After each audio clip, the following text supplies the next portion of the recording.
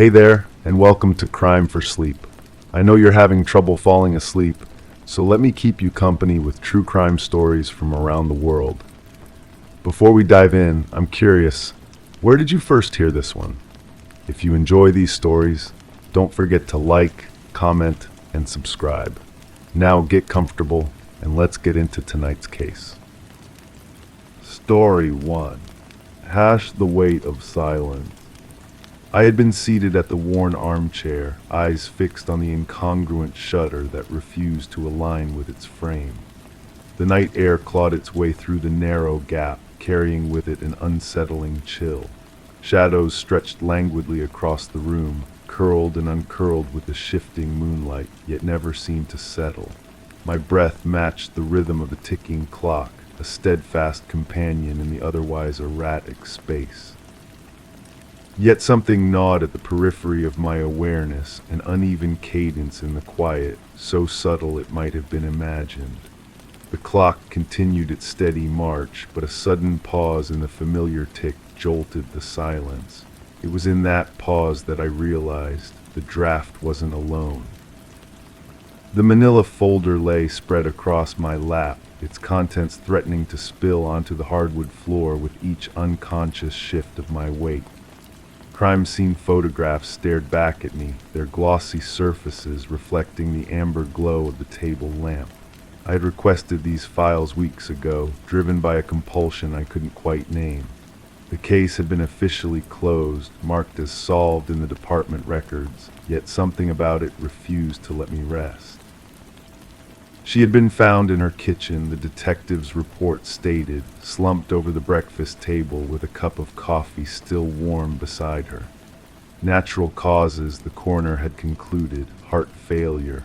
The woman had lived alone, no next of kin, no immediate suspects. A quiet end to what appeared to be a quiet life, but the photographs told a different story, one that whispered rather than shouted. I lifted the first image closer to the light. The kitchen appeared pristine, almost sterile in its organization. Every dish in its place, every surface wiped clean. Too clean, perhaps. My fingers traced the edge of the photograph, feeling the slight roughness of the paper. The woman's hand rested near the coffee cup, her fingers curled as if she had been reaching for something just beyond the frame. The sound of footsteps echoed from the apartment above, a rhythmic creaking that seemed to match my heartbeat. I set the photograph aside and reached for the next one. This image showed the living room, and here the first inconsistency revealed itself. A bookshelf stood against the far wall, its contents arranged with meticulous care, except for one volume that lay on its side, displaced from its proper position. The spine read something about gardening, though the woman had lived in a high-rise building with no access to outdoor space. I pressed my palm against my forehead, feeling the beginning of a tension headache building behind my eyes. The case file contained witness statements from neighbors, all describing the deceased as a solitary figure who kept to herself. The building superintendent had discovered the body after other tenants complained about a strange smell emanating from her unit. By then, she had been dead for several days. The smell, I remembered it from my own visit to the scene, a cloying sweetness that seemed to cling to the walls long after the body had been removed. It wasn't just the odor of decomposition, though that was certainly present. There was something else underneath. Something almost floral that made my stomach turn in ways I couldn't explain. I stood and walked to the window, pressing my face against the cool glass. The street below appeared empty except for a lone figure walking a small dog. The person moved with purpose, their stride confident despite the late hour.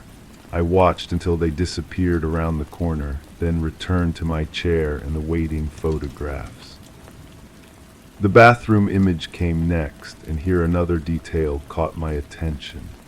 The medicine cabinet stood slightly ajar, its mirror reflecting the harsh flash of the camera. Inside, I could make out several prescription bottles lined up with the same precision I had observed throughout the apartment.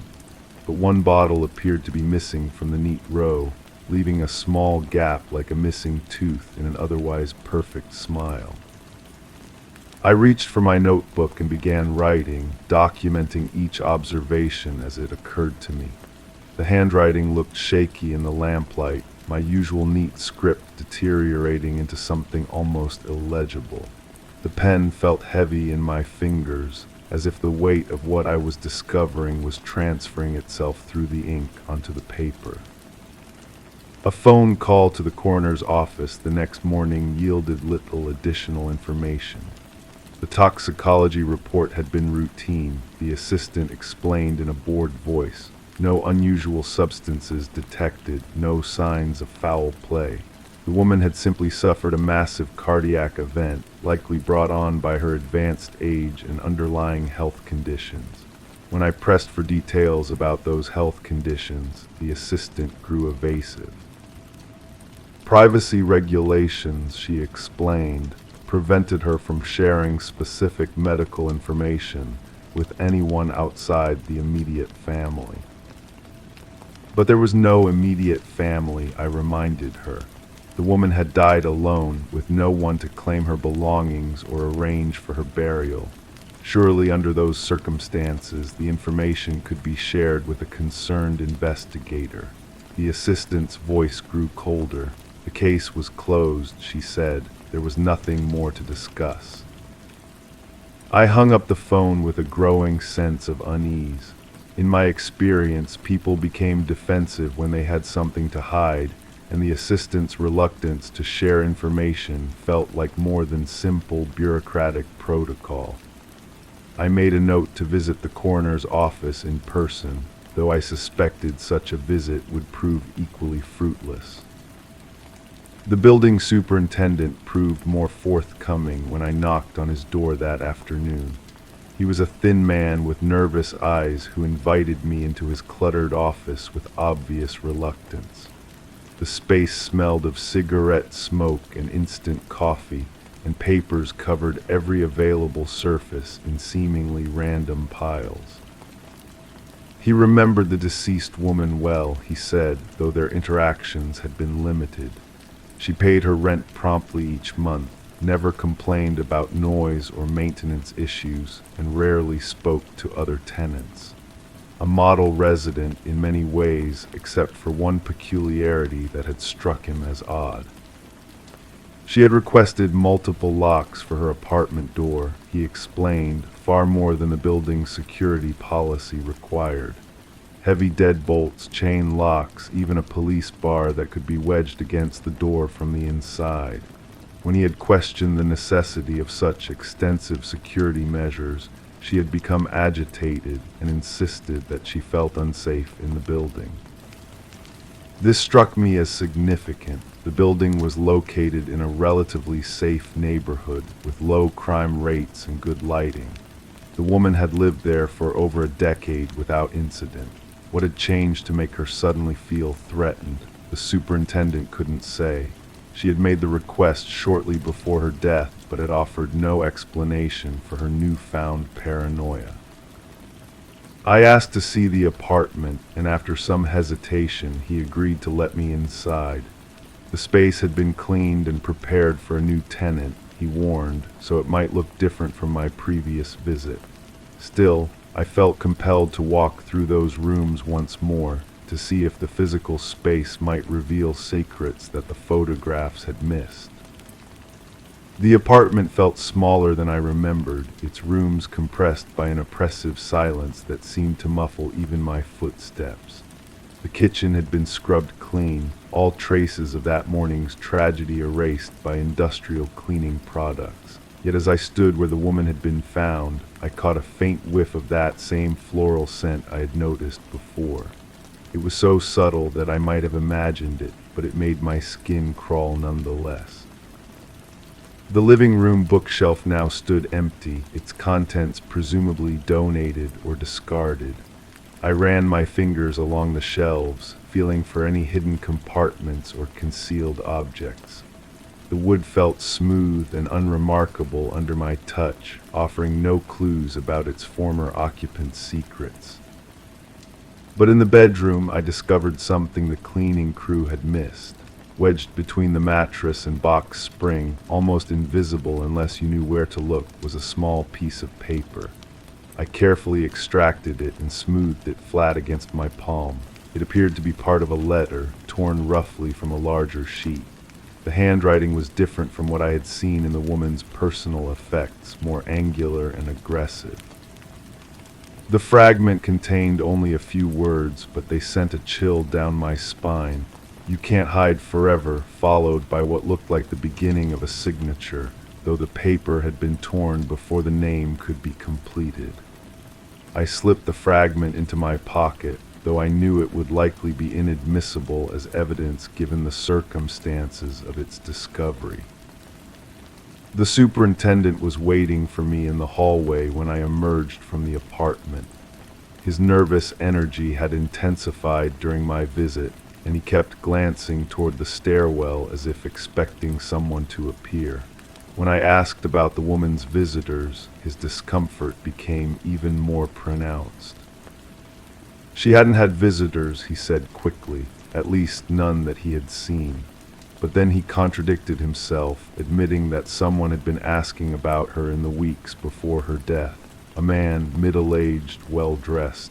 He had claimed to be a relative from out of town, though he couldn't provide any proof of relationship when pressed for details. The superintendent had refused to give the man access to the woman's apartment or even confirm that she lived in the building. Standard security protocol, he explained, though something about the visitor had made him particularly cautious. There was an intensity to the man's questions that felt inappropriate, almost predatory. I asked for a description of this mysterious visitor, and the superintendent's account painted a picture of someone unremarkable yet somehow menacing. Average height, graying hair, expensive clothing that suggested financial success. But it was his eyes that had stuck in the superintendent's memory. Cold eyes, he said, the kind that seemed to look through you rather than at you. That evening, I spread the case materials across my kitchen table and tried to construct a timeline of events. The woman's death had occurred on a weekday morning, sometime between dawn and midday based on the coroner's estimate. She had been found 3 days later after neighbors complained about the smell. The mysterious visitor had appeared roughly 2 weeks before her death, asking questions and making the superintendent uncomfortable. But what connected these events? What had driven a reclusive woman to suddenly install multiple locks on her door? What had prompted someone to search for her? And why had his inquiries felt so threatening to those who encountered him? I picked up the torn letter fragment and held it under my desk lamp, hoping the better light might reveal additional details. The paper felt expensive, heavier than standard writing stock. The ink appeared to be from a fountain pen rather than a ballpoint, suggesting someone with particular preferences about their writing instruments. But most importantly, there were faint impressions on the paper from words written on the sheet above it, traces of pressure that had transferred through multiple layers. Using a pencil, I carefully shaded over these impressions, watching as ghostly words began to appear. The technique was crude but effective, revealing fragments of sentences that made my blood run cold. References to money owed, threats of consequences, demands for information about something called the arrangement. This was no longer a simple case of natural death. The woman had been hiding from someone who had found her despite her precautions.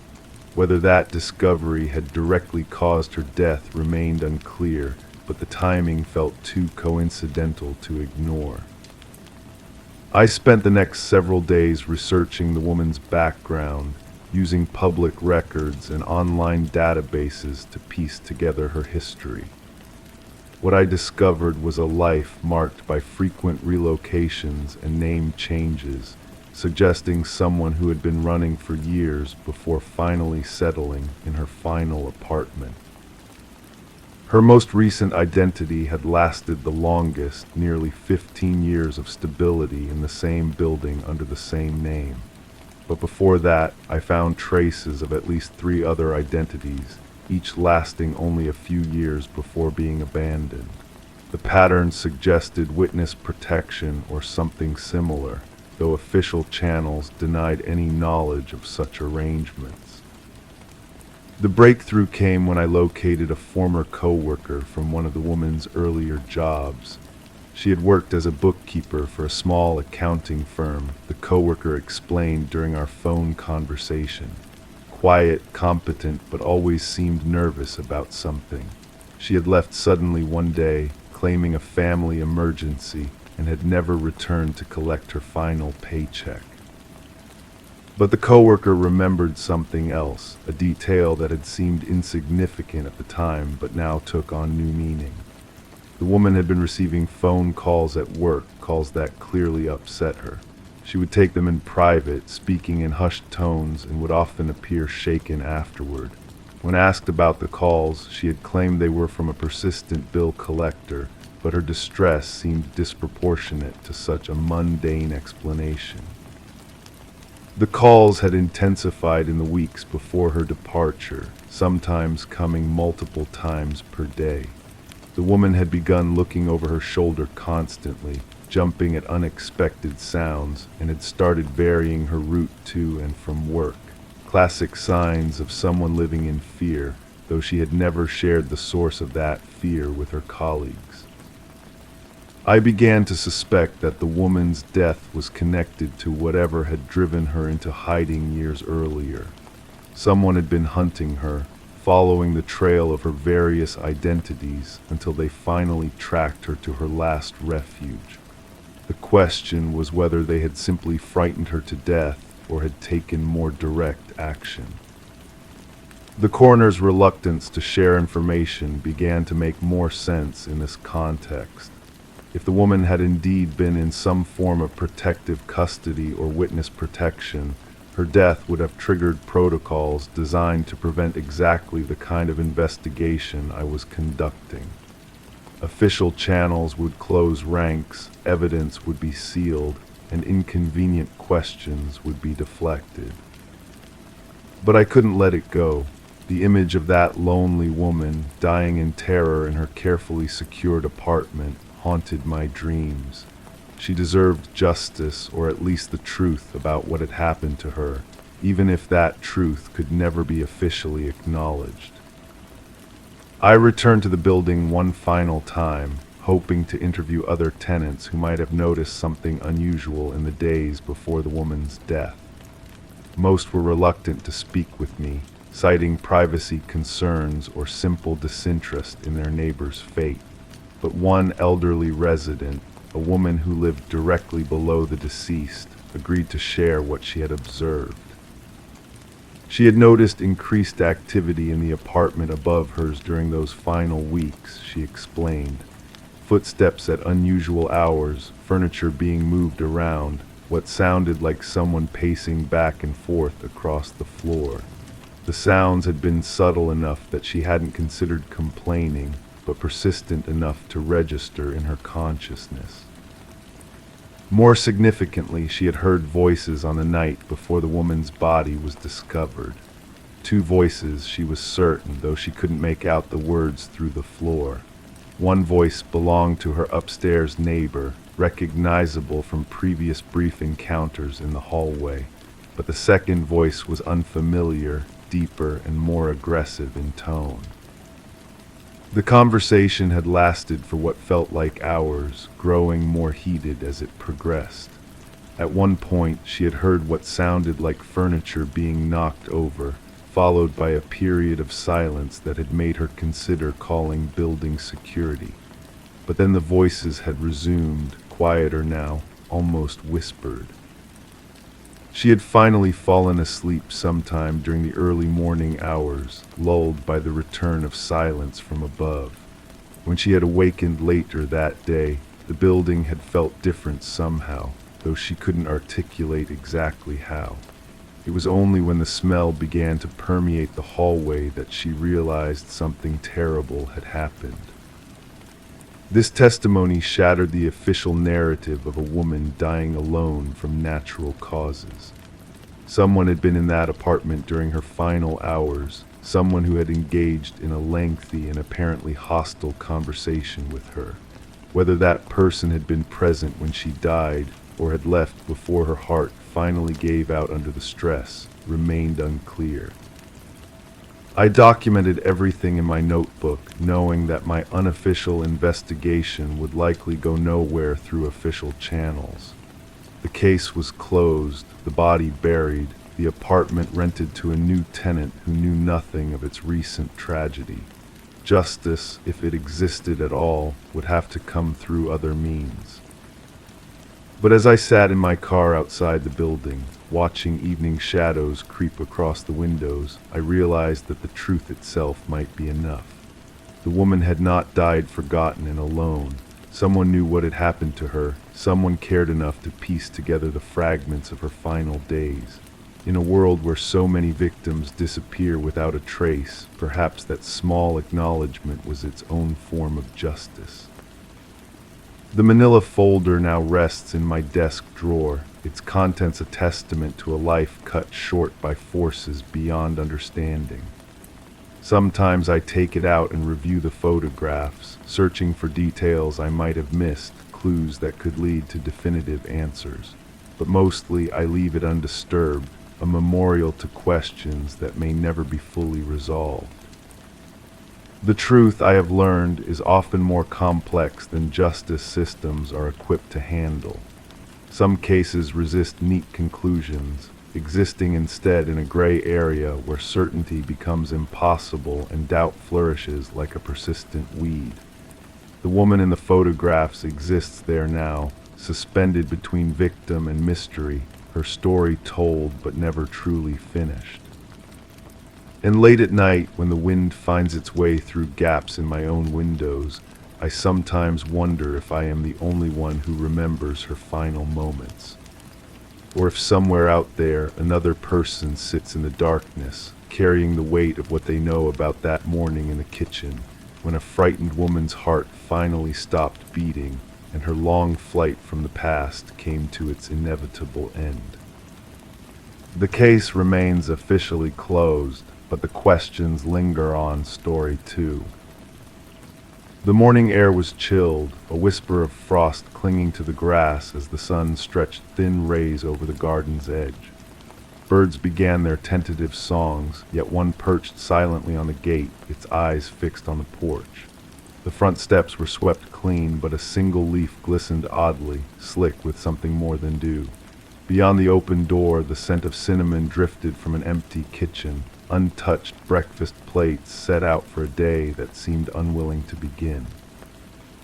And beneath it all, the creak of a floorboard, almost imperceptible, as if the house itself was holding its breath. I know what happened that morning. I've told this story so many times that the words feel worn smooth, like stones polished by repetition. The woman who lived there had simply left, walked out into the dawn air with nothing but the clothes on her back, and disappeared into whatever new life she'd been planning. It made perfect sense when you knew her the way I did. She'd been talking about leaving for months, not in the obvious way that most people threaten to abandon their lives, but in those small comments that slip out when someone thinks they're being careful. How she wondered what it would be like to wake up somewhere completely different. How she envied people who could just start over. How sometimes she felt like she was living someone else's story. The breakfast plates were part of it, you see, a deliberate staging meant to suggest normalcy before the grand exit. The cinnamon scent lingered because she'd made her favorite rolls one last time, a farewell gesture to the kitchen that had been both her sanctuary and her prison. She'd swept those front steps with the same methodical care she brought to everything, wanting to leave things tidy. It was just like her to think of details like that. I'd been the one to find the scene, arriving as I did every Tuesday morning to help with the garden. The door stood open, which should have been my first warning, but the morning was so beautiful that it seemed natural. The kind of day that begs you to let the outside world flow through your house. The bird on the gate had watched me approach, and I'd taken its stillness as a good sign. Animals can sense disturbance, and this one seemed perfectly calm. Everything seemed calm, actually. The house had a peaceful quality, as if it had finally exhaled after holding tension for too long. I'd called out from the porch, my voice carrying through the open door into the kitchen where those plates waited. When no answer came, I'd assumed she was still sleeping. She'd been having trouble with that lately, lying awake until the early hours and then sleeping deep into the morning. I decided to start on the garden beds and let her wake naturally. It was only after an hour of weeding that I'd ventured inside. The kitchen felt warm and welcoming, filled with the lingering sweetness of baking. Everything was in its place, neat and orderly. Too orderly, perhaps, but I'd attributed that to her particular way of doing things. She'd always been someone who cleaned when she was anxious, and lately she'd been cleaning constantly. The plates bothered me for just a moment. 2 of them set out with careful precision, each with a cloth napkin folded beside it. But she lived alone, had lived alone for years. I'd reasoned that she'd been expecting someone for breakfast. Maybe that was part of her plan, a final meal with whoever was helping her start fresh. When I'd searched the rest of the house and found it empty, the explanation had crystallized in my mind with perfect clarity. She'd done it. She'd actually followed through on all those wistful comments about disappearing. The woman had orchestrated her own vanishing, and I felt a strange mixture of concern and admiration. It took courage to walk away from everything you knew. That was 6 months ago, and I've never wavered from that interpretation. Not when others started asking questions, not when people suggested darker possibilities. I knew her, and I knew she was capable of this kind of dramatic gesture. The evidence all pointed to a carefully planned departure, and I was content to let her have her freedom. But lately, small things have been nagging at me. Details that seemed insignificant at the time but now feel heavier, more loaded with meaning I might have missed. The bird, for instance, I keep thinking about how still it was, how intently it stared at the porch. At the time, I'd found its calmness reassuring. Now I wonder if it was something else entirely, not peace but wariness. The kind of alertness animals show when they sense something wrong but can't identify the threat. And that leaf on the front step, the one that glistens so strangely in the morning light, I'd stepped around it without much thought, assuming it was just heavy with dew. But dew doesn't usually pool like that, doesn't catch the light with quite that viscosity. I found myself wondering what else might leave a clear, thick residue on autumn foliage. The breakfast plates trouble me more each time I revisit that morning in my memory, not just because there were 2 of them, but because of how they were positioned. Directly across from each other at the small kitchen table, as if 2 people had been sitting there recently. But if she'd been planning to leave, why set out breakfast for someone else? And why leave it untouched? I've been back to the house several times since then. It remains empty, of course, with no sign of her return, but I notice things now that escaped me before. The way the kitchen chairs are pushed back from the table at slightly different angles, as if 2 people had risen from them at different moments. The coffee maker, which shows signs of having been used that morning, but was found cold and empty. The cinnamon scent had been so strong, so welcoming, that I'd never questioned its source. But I've looked through that kitchen thoroughly since then, and there's no sign of baking. No dirty pans, no crumbs, no evidence that anything had been prepared that morning. The oven was cold when I'd first arrived, so where had that warm, sweet smell originated? I've started to wonder if my nose had been playing tricks on me, if the stress of finding the house empty had somehow conjured a comforting scent where none existed. But that seems impossible. The smell had been too real, too specific. Someone had been baking with cinnamon that morning, but it wasn't her. The floorboard that creaked so softly beneath my feet as I'd searched the house has become another source of unease. I'd interpreted it as the natural settling of an old building, the kind of sound that houses make when they're adjusting to temperature changes. But I've spent enough time in that house to know its usual sounds, and that particular creak was unfamiliar. It came from the hallway that led to the bedrooms, a single, gentle complaint from wood under pressure. At the time, I'd assumed I was the one causing it, that my own footsteps were responsible. But now I remember that I'd been standing still when I heard it, paused in the kitchen doorway and listening for any sign of life in the house. Someone else had been there that morning, someone who'd shared breakfast with her, someone who'd moved through the house after I arrived. The realization has been growing in me like a slow poison, changing the color of everything I thought I understood. If she hadn't left voluntarily, then where was she? And who had been careful enough to stage the scene so perfectly that I'd never question the obvious explanation? I've been thinking about the person I thought I knew, the woman who'd spoken so wistfully about starting over. But memory is a strange thing, and I'm beginning to wonder if I'd been hearing what I wanted to hear in those conversations. Maybe her comments about leaving hadn't been dreams of freedom, but expressions of fear. Maybe when she talked about feeling like she was living someone else's story, she'd meant it more literally than I'd understood. The more I examine my certainty about that morning, the more it begins to dissolve. I'd been so quick to accept the disappearance as voluntary because it fit with my image of her as someone brave enough to reinvent herself. But what if I'd been wrong about who she was? What if the person I thought was planning an escape had actually been planning something else entirely? Or what if she hadn't been the one doing the planning at all? The house keeps drawing me back, and each visit reveals new details that don't align with my original interpretation. Scratches on the kitchen floor that suggest furniture had been moved recently. A window latch that shows signs of having been forced from the outside. Small tears in the screen door that could have been made by someone pushing through in haste. I've started to question not just what happened that morning, but my own role in it. Why had I been so ready to accept the simplest explanation? Why hadn't I looked more carefully at the evidence before me? Was it really just because I'd known her well, or was there something else influencing my judgment?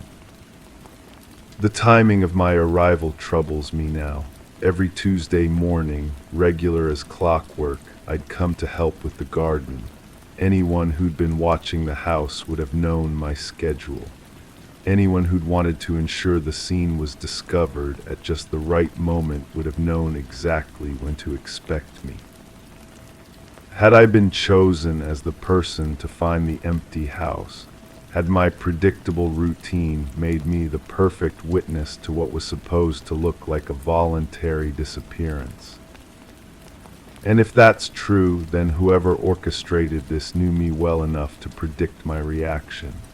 They'd counted on my interpretation of the evidence, my willingness to believe in her desire for freedom. They'd used my knowledge of her against both of us, turning my understanding into a tool for deception. The thought makes my skin crawl, this idea that I'd been manipulated so easily. That someone had studied me closely enough to know exactly how I'd respond to finding that empty house, those breakfast plates, that lingering scent of cinnamon that might not have been real at all. I keep returning to the bird on the gate, that silent observer that had seemed so peaceful. Birds are sensitive to disturbance, to the presence of predators. What if its stillness hadn't been calm but paralysis? What if it had been frozen by something it had witnessed, something that had happened just before my arrival? The leaf on the front step haunts me most of all. I'd stepped around it so carefully, noting its strange gleam without really examining it. By the time I'd thought to look more closely, the morning sun had dried whatever had made it glisten.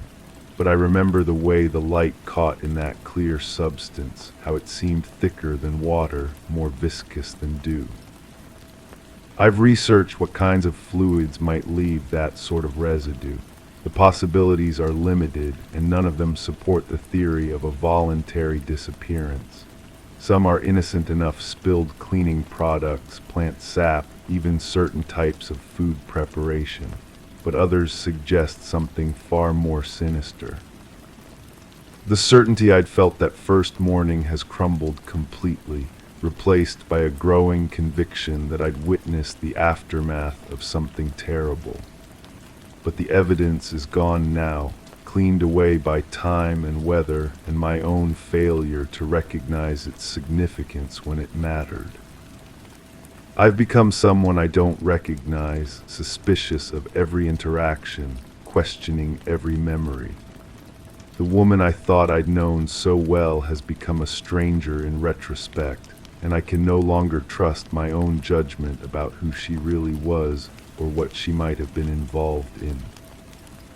Was she the victim I now suspect, or was she something else entirely? Had she been planning to disappear, just not in the way I'd imagined? Maybe the breakfast that morning had been a final meeting, a last attempt to resolve something that had gotten out of hand. The empty plates suggest a meal that was interrupted, not abandoned by choice. But interrupted by what? An argument that escalated, a revelation that changed everything, or simply the arrival of someone unexpected, someone like me, whose predictable schedule had forced a hasty change of plans. I find myself studying the faces of everyone who'd known her, looking for signs of deception or guilt. But the truth is, I don't even know who I should be suspicious of. Her circle was small, and I'd been part of it. Any one of us could have been playing a role I'd been too naive to recognize. The house remains empty, and she remains gone. The official conclusion matches my original interpretation, a woman who'd chosen to start over somewhere else. But I know now that my certainty had been built on assumptions rather than evidence, on what I'd wanted to believe rather than what I'd actually observed. Sometimes I wake in the early morning hours and I can smell cinnamon in the air around me. It's faint but unmistakable, that same warm sweetness that had filled her kitchen on the day she vanished. I tell myself it's just memory playing tricks, neurons firing in patterns established by trauma. But part of me wonders if it's something else, a reminder that the truth is still out there, waiting to be uncovered. Or maybe it's a warning that some questions are too dangerous to pursue, that some certainties are better left unexamined. The bird is gone from the gate now, and new leaves have fallen to cover the front steps. The house breathes differently, settling into abandonment with small sighs and creaks that sound nothing like that single, careful footstep I'd heard in the hallway. I still don't know what happened that morning, but I'm no longer sure I want to. The comfortable certainty I'd lived with for months has been replaced by something much more unsettling. The knowledge that I might have been standing at the center of someone else's carefully orchestrated plan, playing my part perfectly without ever realizing I was performing at all. And somewhere in a place I'll probably never find, the truth waits like that silent bird, watching and remembering everything I'd been too blind to see. Story 3. The hallway mirror didn't reflect my passing shape. My footsteps absorbed into the carpet, not even a whisper underfoot, as if the fibers swallowed sound whole. Light switches flicked optimistically, but the bulbs withheld their usual glow, choosing shadow over illumination. I felt the surface of the table glide beneath my fingertips, yet the texture registered as absent, almost deceitful. Dust lay undisturbed, masquerading as neglect when I knew it was otherwise. I reached for the coat rack, its hooks empty in a way that suggested vacancy wasn't a habit, but a choice. The absence had begun somewhere else, though, not here in this hallway where everything felt borrowed from someone else's life. The absence had roots that stretched back through conversations I thought I understood, through gestures I believed I could interpret, back when I still trusted my own observations. I remember the first time I noticed the peculiar way shadows fell across the kitchen counter in the morning. They shouldn't have fallen that way, not with the window positioned where it was, but I convinced myself that seasons change the angle of light, that memory plays tricks with spatial relationships. The coffee cup sat exactly where it always sat, yet something about its placement felt deliberate, as if someone had measured the distance from the edge of the counter with scientific precision. The refrigerator hummed its familiar tune, but the rhythm seemed off by a beat or two. I opened it to check the contents, knowing already what I would find. The milk carton faced forward, label perfectly aligned with the shelf's edge. The eggs nested in their compartments with mathematical symmetry. Even the leftover containers stacked according to size, largest to smallest, like Russian dolls waiting to reveal their secrets. Nothing was wrong exactly. Everything was simply too right. I think about that kitchen now as I stand in this hallway, watching the mirror refuse to acknowledge my presence. The two spaces share something beyond their physical boundaries. They both carry the weight of careful arrangement, of lives lived according to invisible rules that no one ever spoke aloud. The telephone used to ring at predictable intervals, not scheduled exactly, but following a pattern I learned to recognize without consciously tracking. 3 rings, then silence, always 3, never 2, never 4, just enough to draw attention without demanding response. I started counting the seconds between the end of one call and the beginning of the next. The intervals varied, but something about their variation felt orchestrated, like a composer introducing subtle discord to maintain interest. When I finally answered, the voice on the other end always sounded surprised, as if they hadn't expected anyone to pick up. Conversations unfolded in careful circles, touching on weather and health and mutual acquaintances, but never landing on anything substantial enough to remember later. I began to suspect these calls served a different purpose entirely, though I couldn't articulate what that purpose might be. The caller's breathing held a particular quality I found myself listening for, not labored or unusual, just measured in a way that suggested conscious control. Sometimes I held my own breath to better hear theirs, creating a strange synchronicity across the telephone line. We breathed together in silence, two people connected by nothing more than shared air and electromagnetic waves. I mentioned the calls to others, describing them as routine check-ins from someone I knew peripherally. The explanation satisfied everyone, including myself, until I realized I had never actually identified who was calling. The voice carried no distinguishing characteristics, no accent or speech pattern that would mark it as belonging to any specific person from my life. It was simply a voice, as generic and unremarkable as elevator music. The realization that I couldn't place the caller should have troubled me more than it did. Instead, I found myself looking forward to the calls, anticipating the familiar rhythm of 3 rings and the comfortable anonymity of our circular conversations. The voice became a constant in my routine, as reliable as sunrise or the evening news. But constants have a way of revealing their true nature when they disappear. The calls stopped without explanation or farewell. The telephone sat silent for days, then weeks, its black surface reflecting nothing but the ceiling light above. I caught myself listening for the ringtone at the usual times, my attention dividing between whatever task occupied my hands and the expectant silence that filled the space where the calls used to live. The absence of the calls made me notice other absences I had previously overlooked. The way certain chairs in the living room showed no signs of wear despite being positioned for optimal comfort and conversation. The bookshelf filled with volumes whose spines bore no creases, whose pages opened with the crisp resistance of unread text. Even the magazines on the coffee table looked untouched, their corners sharp and their surfaces unmarked by coffee rings or casual handling. I began to move through my own space like an archaeologist, searching for evidence of genuine habitation. The bathroom mirror reflected my face back at me, but the glass itself seemed too clean, as if someone polished it regularly while I slept. The towels hung with hotel-like precision, their edges aligned and their folds uniform. Even my toothbrush stood at attention in its holder, bristles perfectly straight and handle positioned at the same angle each morning. These observations accumulated like sediment in still water, each one settling atop the others until their combined weight began to shift something fundamental in my understanding.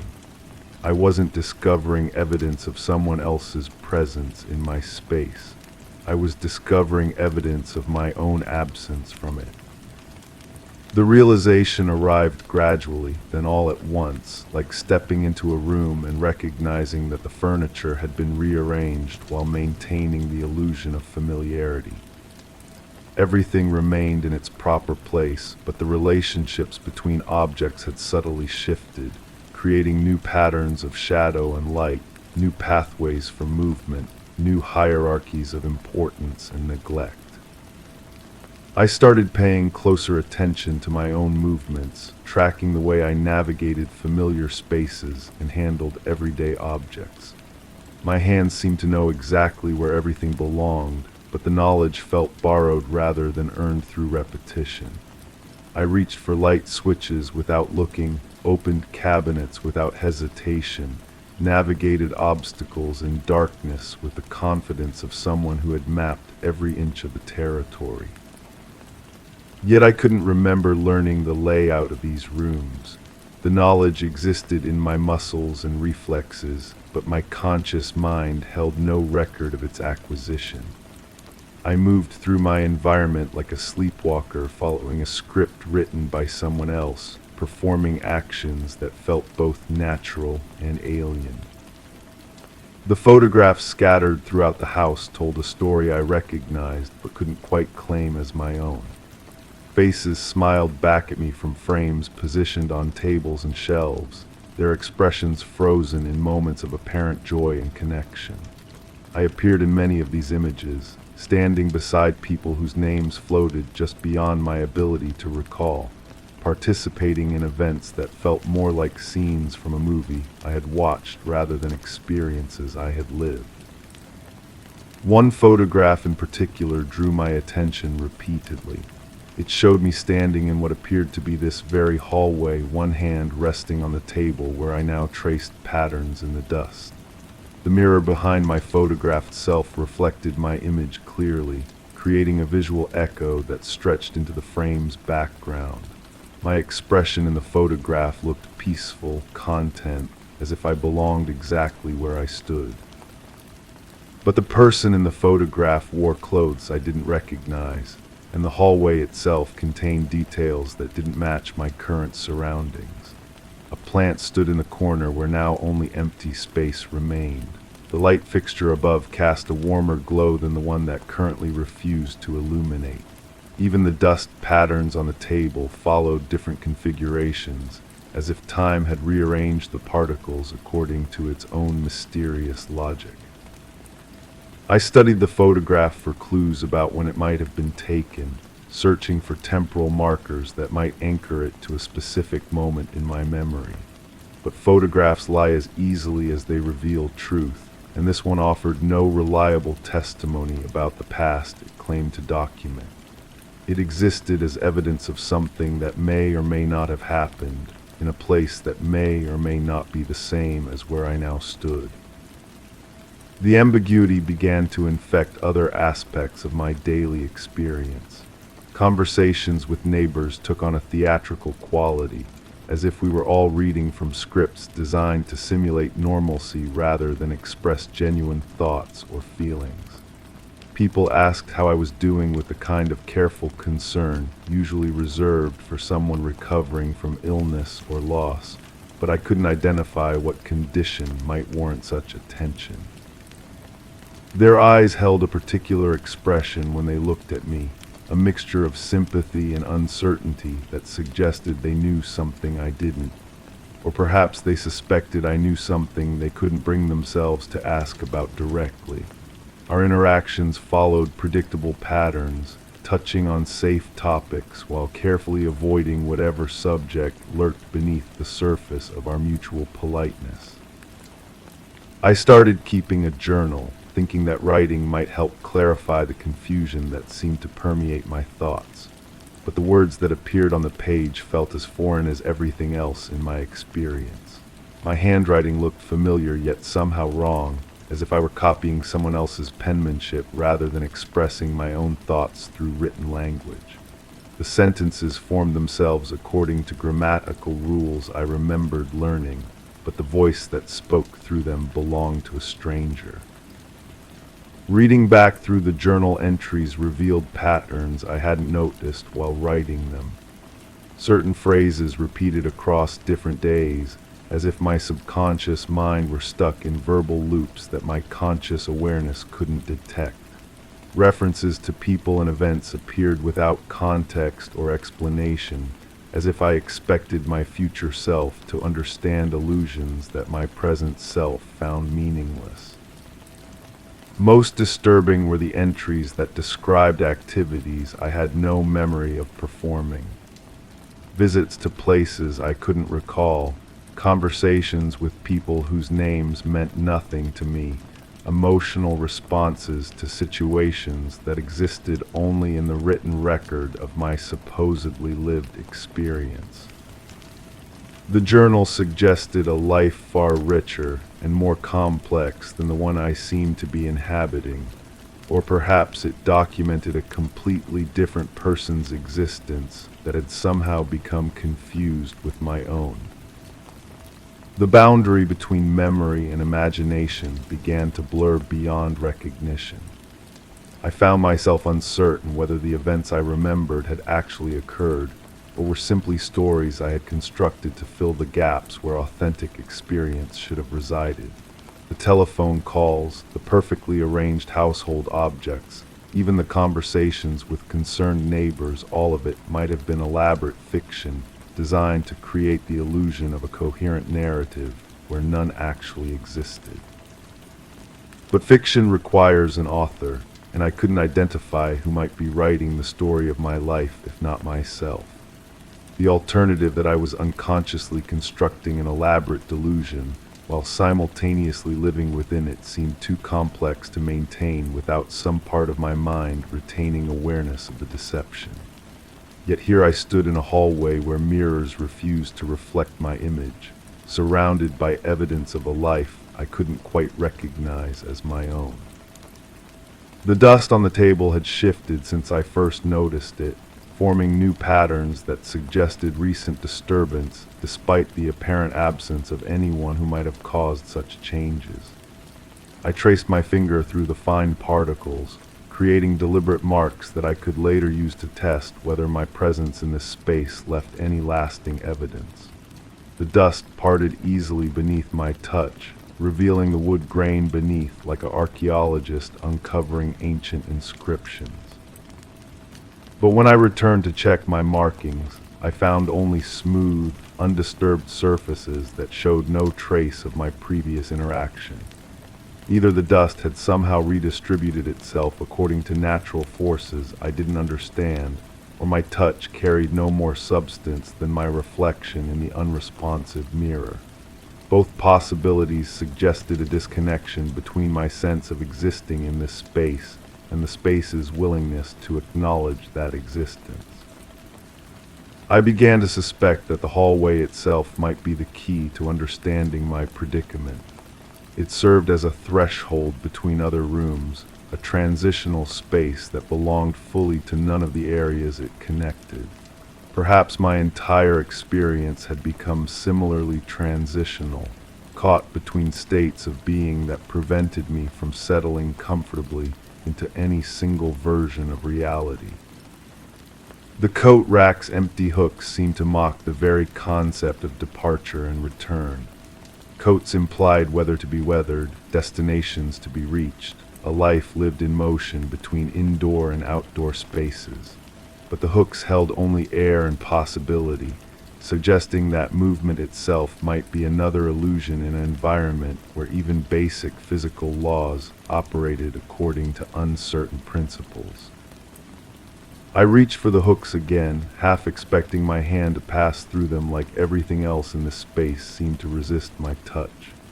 But the metal felt solid and cool beneath my fingertips, providing the first genuine tactile sensation I had experienced since entering the hallway.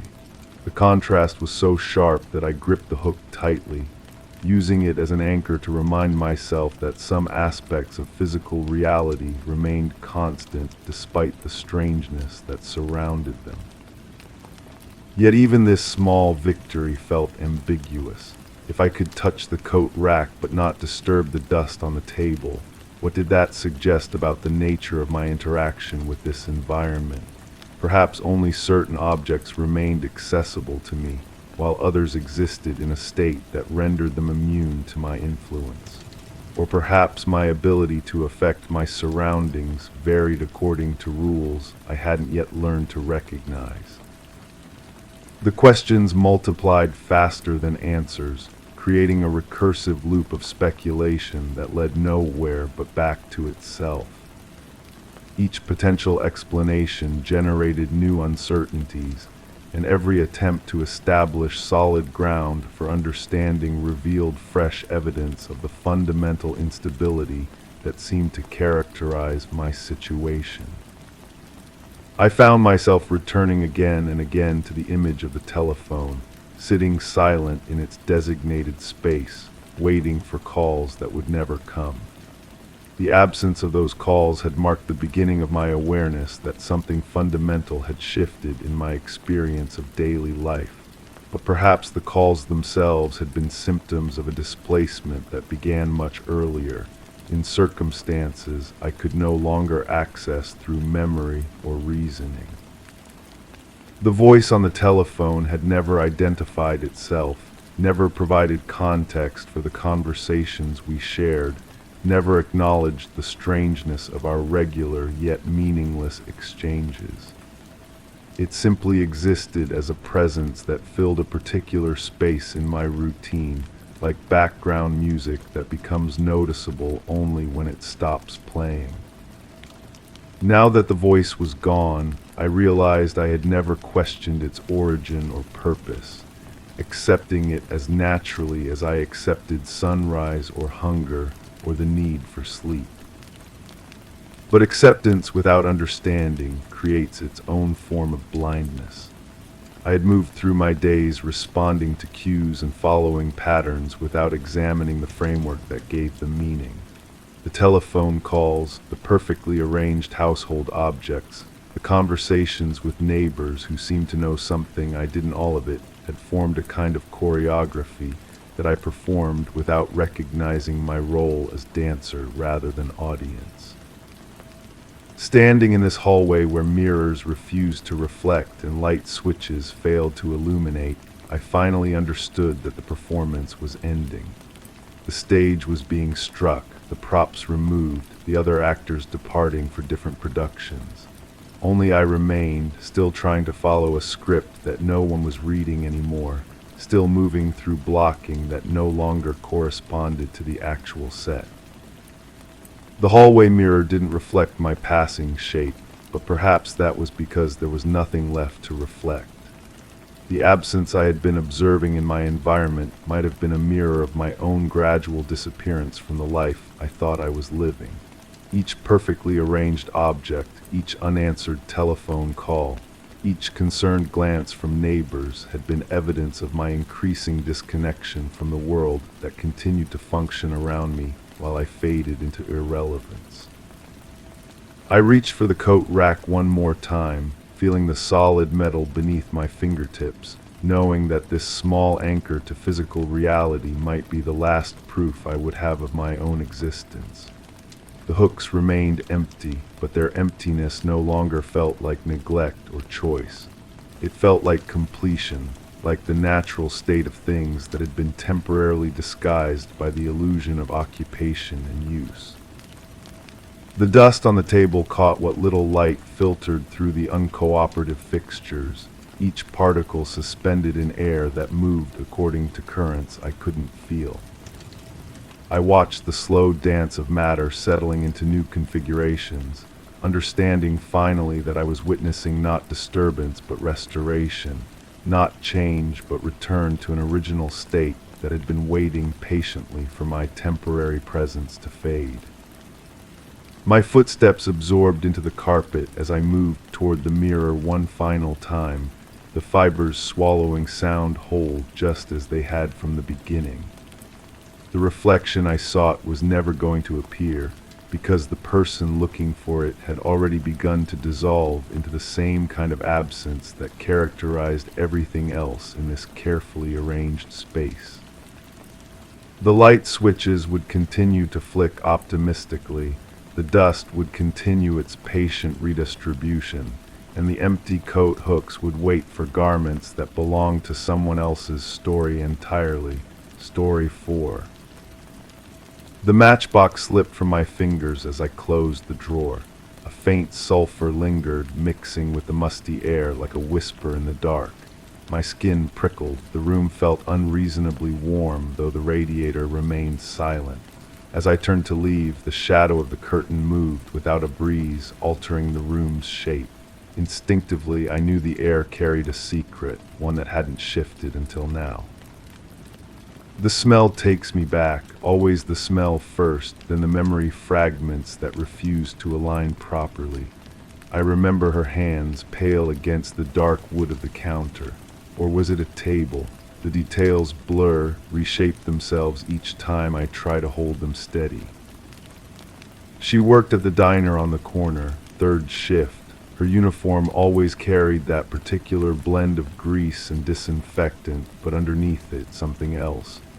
Something sweet and acrid that I couldn't place then, can't place now, though it haunts the edges of my consciousness like smoke. I was investigating the disappearances. 3 women, all connected to the same neighborhood, all vanishing within a span of weeks. The department assigned me the case because I lived nearby, because I understood the rhythms of the area. What they didn't know was how the case would seep into my bones, how it would change the way I looked at shadows. The matchbox sits on my palm now, its surface worn smooth, red and white stripes, the kind you find in any corner store. But this one came from her apartment. I remember taking it, though I can't recall why. Evidence, instinct, the line between the two had already begun to blur. Her name was written in my notes, but I've trained myself not to think it. Names make things too real, too permanent. She becomes a collection of details instead. The way she held her cigarette between her ring finger and middle finger, the small scar above her left eyebrow, the laugh that never quite reached her eyes.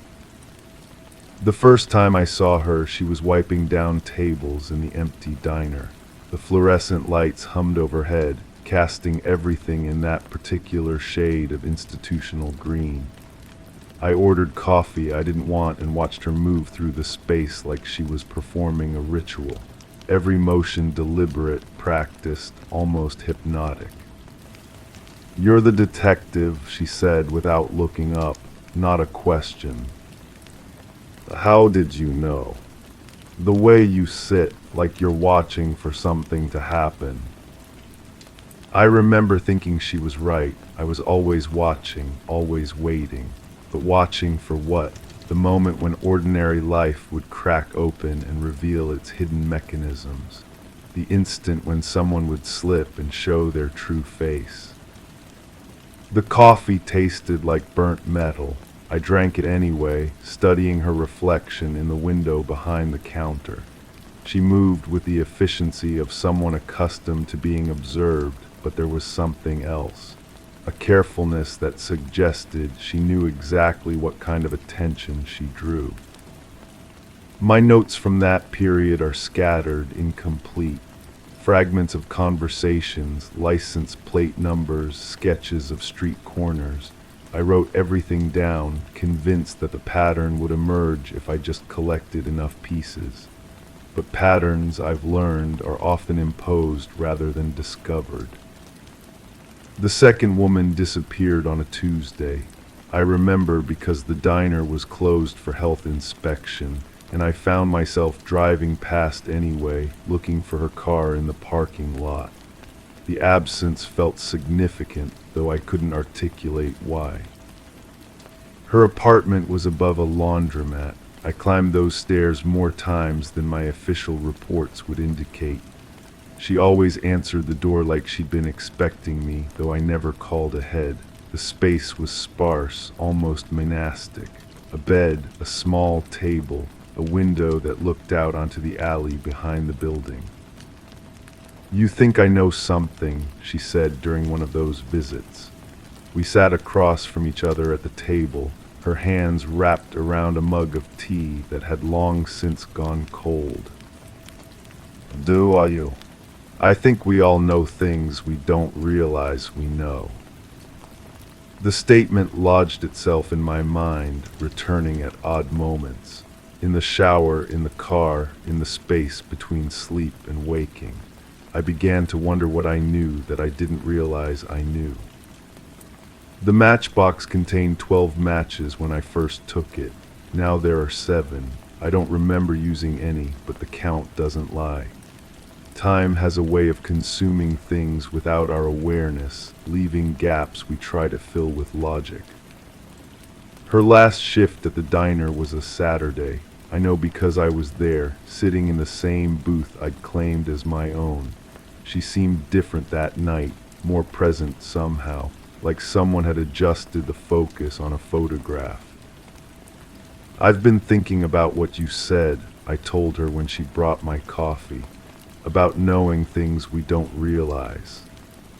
She set the cup down carefully, her movements slower than usual.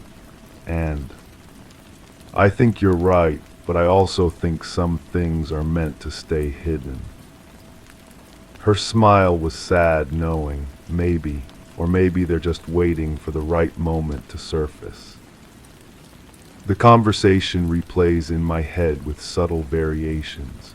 Sometimes her words are different, sometimes mine are. Memory is unreliable that way, editing itself to match our current understanding of events. The third woman disappeared the following Monday. The pattern that had seemed so clear began to fracture. The connections I'd mapped out on my bulletin board suddenly looked arbitrary, the work of someone desperate to find meaning in randomness. I stopped sleeping regularly. The case consumed my days and invaded my nights, turning ordinary objects into potential clues. A discarded cigarette became evidence. A shadow in a doorway became a suspect. The city transformed into a vast puzzle with pieces that refused to fit together. She stopped working at the diner without notice. The manager, a tired man with flour under his fingernails, claimed she'd never officially quit, just stopped showing up. Her apartment remained empty, though the rent continued to be paid. When I asked by whom, he shrugged and said the money came through some kind of automatic payment system. The bank records led nowhere. The account had been opened with cash, closed the same way. The address on file was for a building that had been demolished 2 years earlier. Every thread I pulled unraveled into more questions. I started carrying the matchbox everywhere, a talisman, perhaps, or a reminder of something I couldn't quite name. The sulfur scent would catch me off guard at unexpected moments, triggering flashes of memory that felt more like dreams. Her voice on the phone, though I had no record of her calling me. Her silhouette in my rearview mirror, though she had no car. The sound of her laughter echoing in empty spaces where she'd never been. The case officially went cold after 6 months. The department reassigned me to other investigations, but part of me remained trapped in those weeks of searching. I would drive past the diner, past her empty apartment, past the corners where the missing women had last been seen, hoping for some final revelation that never came. The matchbox sits on my desk now, next to files that grow thicker but never more illuminating. I've stopped counting the matches. Numbers lie as easily as memories do. Sometimes I wonder if she was real at all. If the diner, the apartment, the conversations were elaborate constructions my mind built to cope with the incomprehensible. But then I smell sulfur, and she's there again, wiping down tables in the fluorescent gloom, waiting for me to ask the right question. The right question, that's what's been missing all along. I've been asking who and when and where, but never why the answers matter, never why I need to know. The drawer where I found the matchbox today contained other things. Photographs of empty streets, receipts from the diner, a napkin with writing I don't recognize. The handwriting is mine, but the words seem foreign. She knows what happened to them. I don't remember writing that, don't remember believing it, but the ink is my ink, the paper is from my notepad. Evidence of a conclusion I reached and then forgot or chose to forget. The radiator clicks on, filling the silence with mechanical breathing. Outside, the city continues its ancient dance of concealment and revelation. People disappear and reappear, leave traces and erase them, tell stories that shift with each telling. I light a match from the box. The flame wavers in the still air, casting new shadows on familiar walls. For a moment, I can almost see her face in the yellow light, almost hear her voice asking the question I've been avoiding. What if they didn't disappear at all? What if they just became invisible? The match burns down to my fingers before I blow it out. 6 matches left, or maybe 5. The count changes when I'm not watching, like everything else in this case that refuses to stay solved. I close the drawer and turn away from the desk. Tomorrow I'll return to the diner, though it's been closed for renovation since she left. I'll climb the stairs to her apartment, though new tenants moved in months ago. I'll search for answers to questions I'm no longer sure I want answered. The shadow of the curtain moves again, without wind, without reason. But I understand now that some movements don't require external forces. Some changes happen from within, slow and inexorable as erosion. The secret the air carries isn't about what happened to those women. It's about what happened to me while I was looking for them. How the search changed the searcher. How the mystery consumed the investigator until the boundary between case and self dissolved entirely. I am the evidence now. I am the clue that leads nowhere and everywhere at once. And she, wherever she is, whatever she was, continues to wipe down tables in the fluorescent darkness of my memory, waiting for me to realize that some questions answer themselves by never being answered at all. The matchbox slips from my fingers again as I reach for the light switch. This time I let it fall. Story 5. The Silent Hour. The midday sun filtered through the kitchen blinds, casting striped shadows across the linoleum floor. The soft hum of the fridge was the only sound, but the grandfather clock's hands pointed stubbornly to 11. A faint aroma of burnt toast lingered in the air, an echo of breakfast long gone. On the counter, a single piece of parchment lay, its edges singed and curling. Everything seemed just as it should, except for the curious absence of the chimes, leaving an unsettling stillness that clung to the room. I stood there, my fingertips tracing the edge of that burnt paper, feeling the rough texture where flame had kissed the corners. The silence pressed against my eardrums like cotton, thick and suffocating. This was my first real glimpse into what would become an obsession, though I didn't know it then. I was just a junior investigator, barely 2 years on the job, called to what everyone assumed was a simple domestic incident. The homeowner had vanished, that much was clear, but everything else about this case would prove to be wrapped in layers of contradiction and half-truths that would haunt me for years to come. The woman who lived here had been missing for several days before anyone noticed. Her neighbor, an elderly man with trembling hands and cloudy eyes, had called it in when her mail started overflowing. He stood on the front porch now, wringing his weathered fingers as he spoke to my partner. She was quiet, he kept repeating. Always so quiet, never caused trouble for anyone. I picked up the singed paper with a pair of tweezers, holding it up to the light. The words were partially legible, written in careful cursive that spoke of an older generation. "Please forgive me for what I must do," it began, but the rest dissolved into ash-eaten fragments and incomplete thoughts. The kitchen felt wrong in ways I couldn't articulate. The coffee maker was unplugged, its cord coiled neatly beside it. 2 plates sat in the dish rack, both clean and bone dry. The refrigerator hummed its mechanical lullaby, but when I opened it, the milk had soured and the bread wore a coat of green fuzz. Time had passed here, but how much? My partner found me standing in the hallway, staring at a series of family photographs that lined the walls. The missing woman appeared in most of them, but her face seemed to change subtly from frame to frame.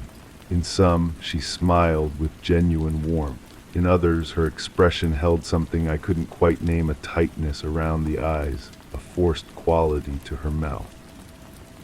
"Coroner says the body's been there a while," my partner said, his voice cutting through my thoughts. Body, the word hit me like cold water. What bodies? He jerked his thumb toward the basement door.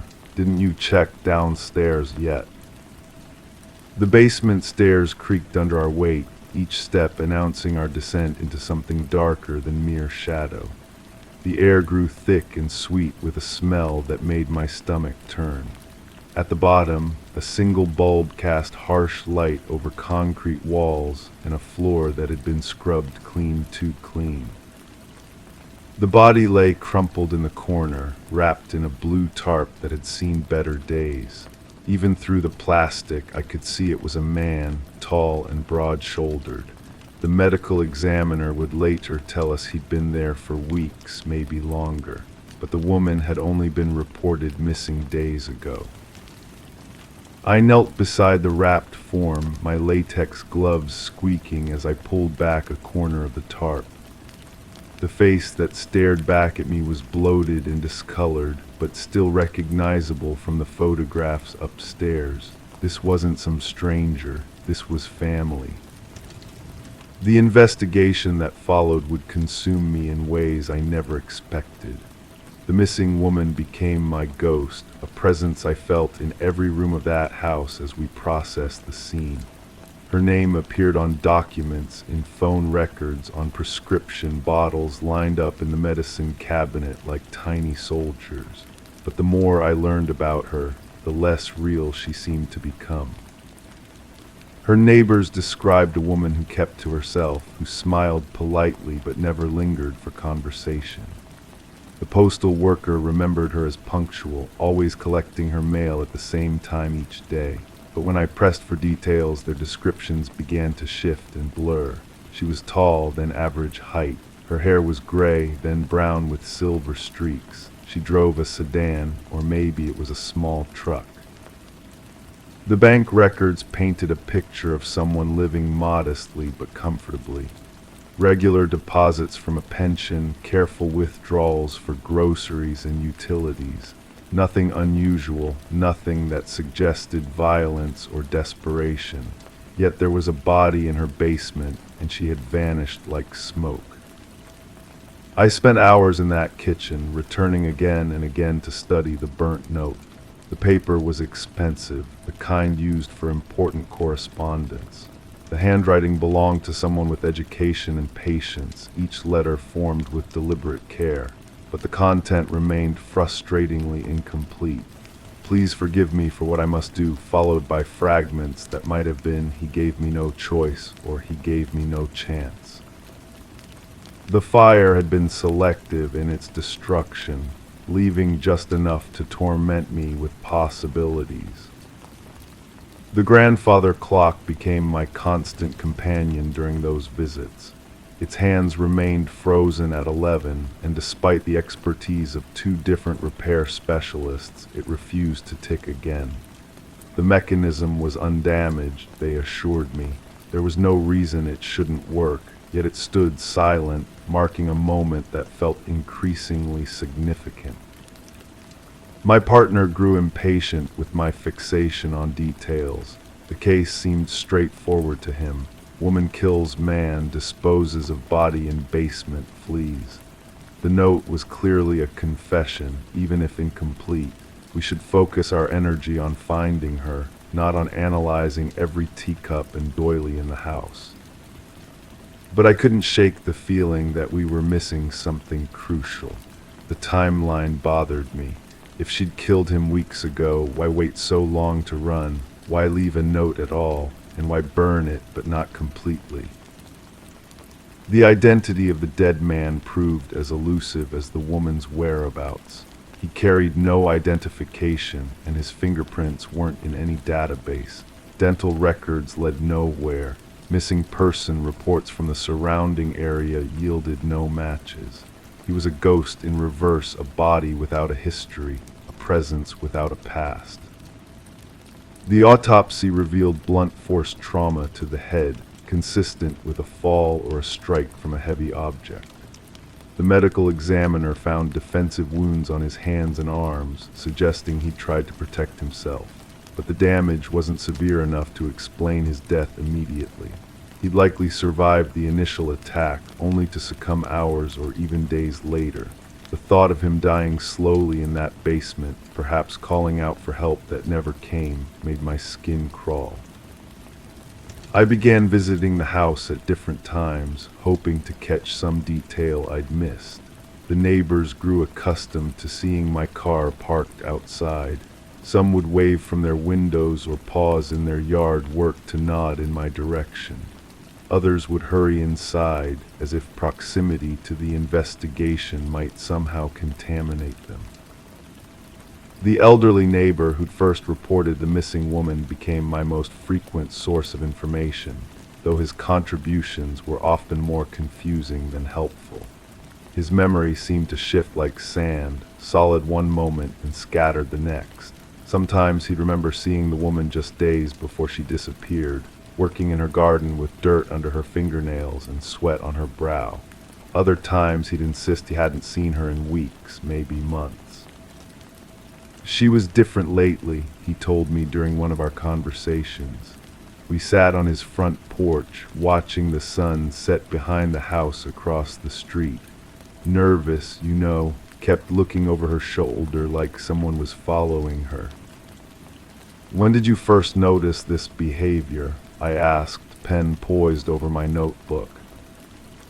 He scratched his chin, leaving white stubble standing at odd angles. Hard to say exactly.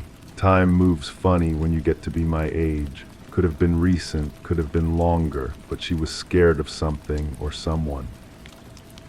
Did you ever see anyone else at the house? Visitors, delivery people, anyone who seemed out of place? His eyes grew distant, focusing on something beyond my shoulder. There was a man, he said slowly. Came around sometimes, never stayed long. always parked down the street and walked up like he didn't want his car seen in her driveway. My pulse quickened. Can you describe him? Tall fellow, well-dressed, had one of those faces that's hard to remember, nothing special about it, nothing that stuck with you. He paused, his fingers drumming against the arm of his chair, but there was something about the way he moved, careful-like, deliberate, like he was used to not being noticed. When was the last time you saw him? The old man's face crumpled in concentration. Before she disappeared, that's for sure, but exactly when, he shook his head. I'm sorry, I wish I could be more help. I left that conversation with more questions than answers, but also with a growing certainty that the dead man in the basement wasn't a random victim. The careful way he'd been wrapped, the location of the body, the woman's apparent flight, it all suggested a relationship, a history that had ended in violence. The forensics team had finished with the house, leaving behind the detritus of their investigation. Fingerprint powder on doorknobs, tape marks on the floor, the lingering chemical smell of their solutions. I walked through the rooms with new eyes, trying to imagine the lives that had played out here. The living room held the accumulated comfort of decades. A worn sofa positioned to face both the television and the window, bookshelves lined with romance novels and true crime paperbacks, a coffee table bearing the circular stains of countless cups. Everything spoke of routine, of a life lived quietly and without drama. But the bedroom told a different story. The bed was made with military precision, corners sharp enough to cut. The closet held clothes arranged by color and season, each item hanging at precisely the same distance from its neighbors.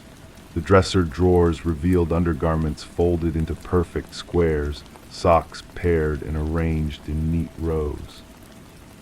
This wasn't the bedroom of someone who'd fled in panic. This was the room of someone who'd planned their departure carefully, methodically. Someone who'd taken the time to organize their belongings even as a body decomposed in their basement. I found myself returning to the kitchen repeatedly, drawn by something I couldn't name. The burnt note had been removed as evidence, but I could still see its ghost on the counter, a faint outline where it had rested. The grandfather clock continued its silent vigil, its hands frozen at 11 like a monument to some crucial moment.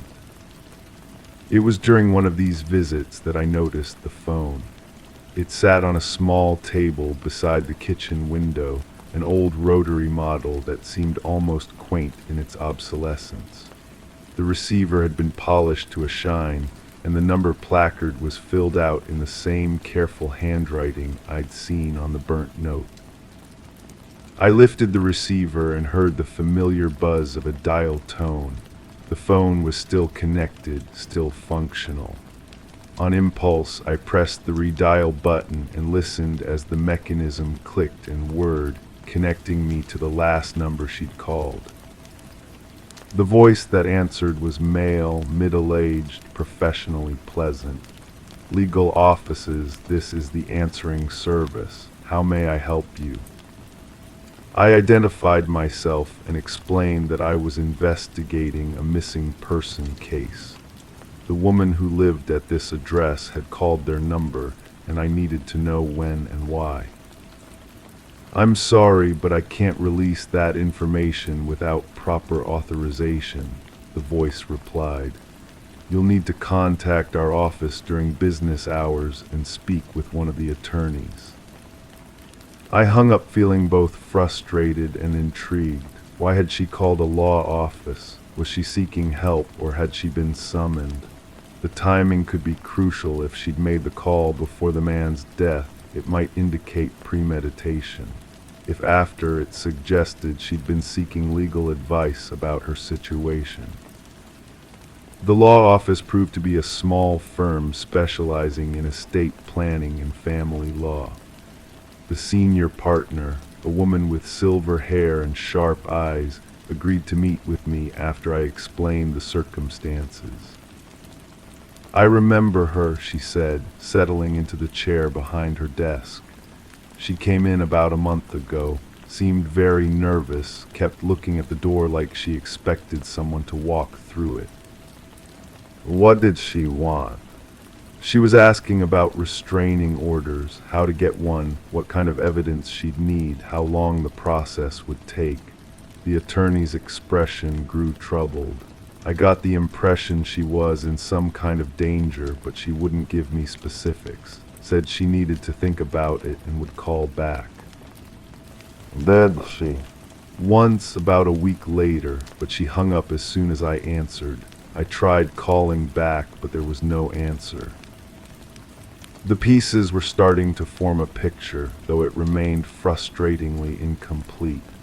A woman living alone, scared enough to seek legal protection, visited by a mysterious man who took care not to be seen. A body in the basement and a burnt confession that might not be what it seemed.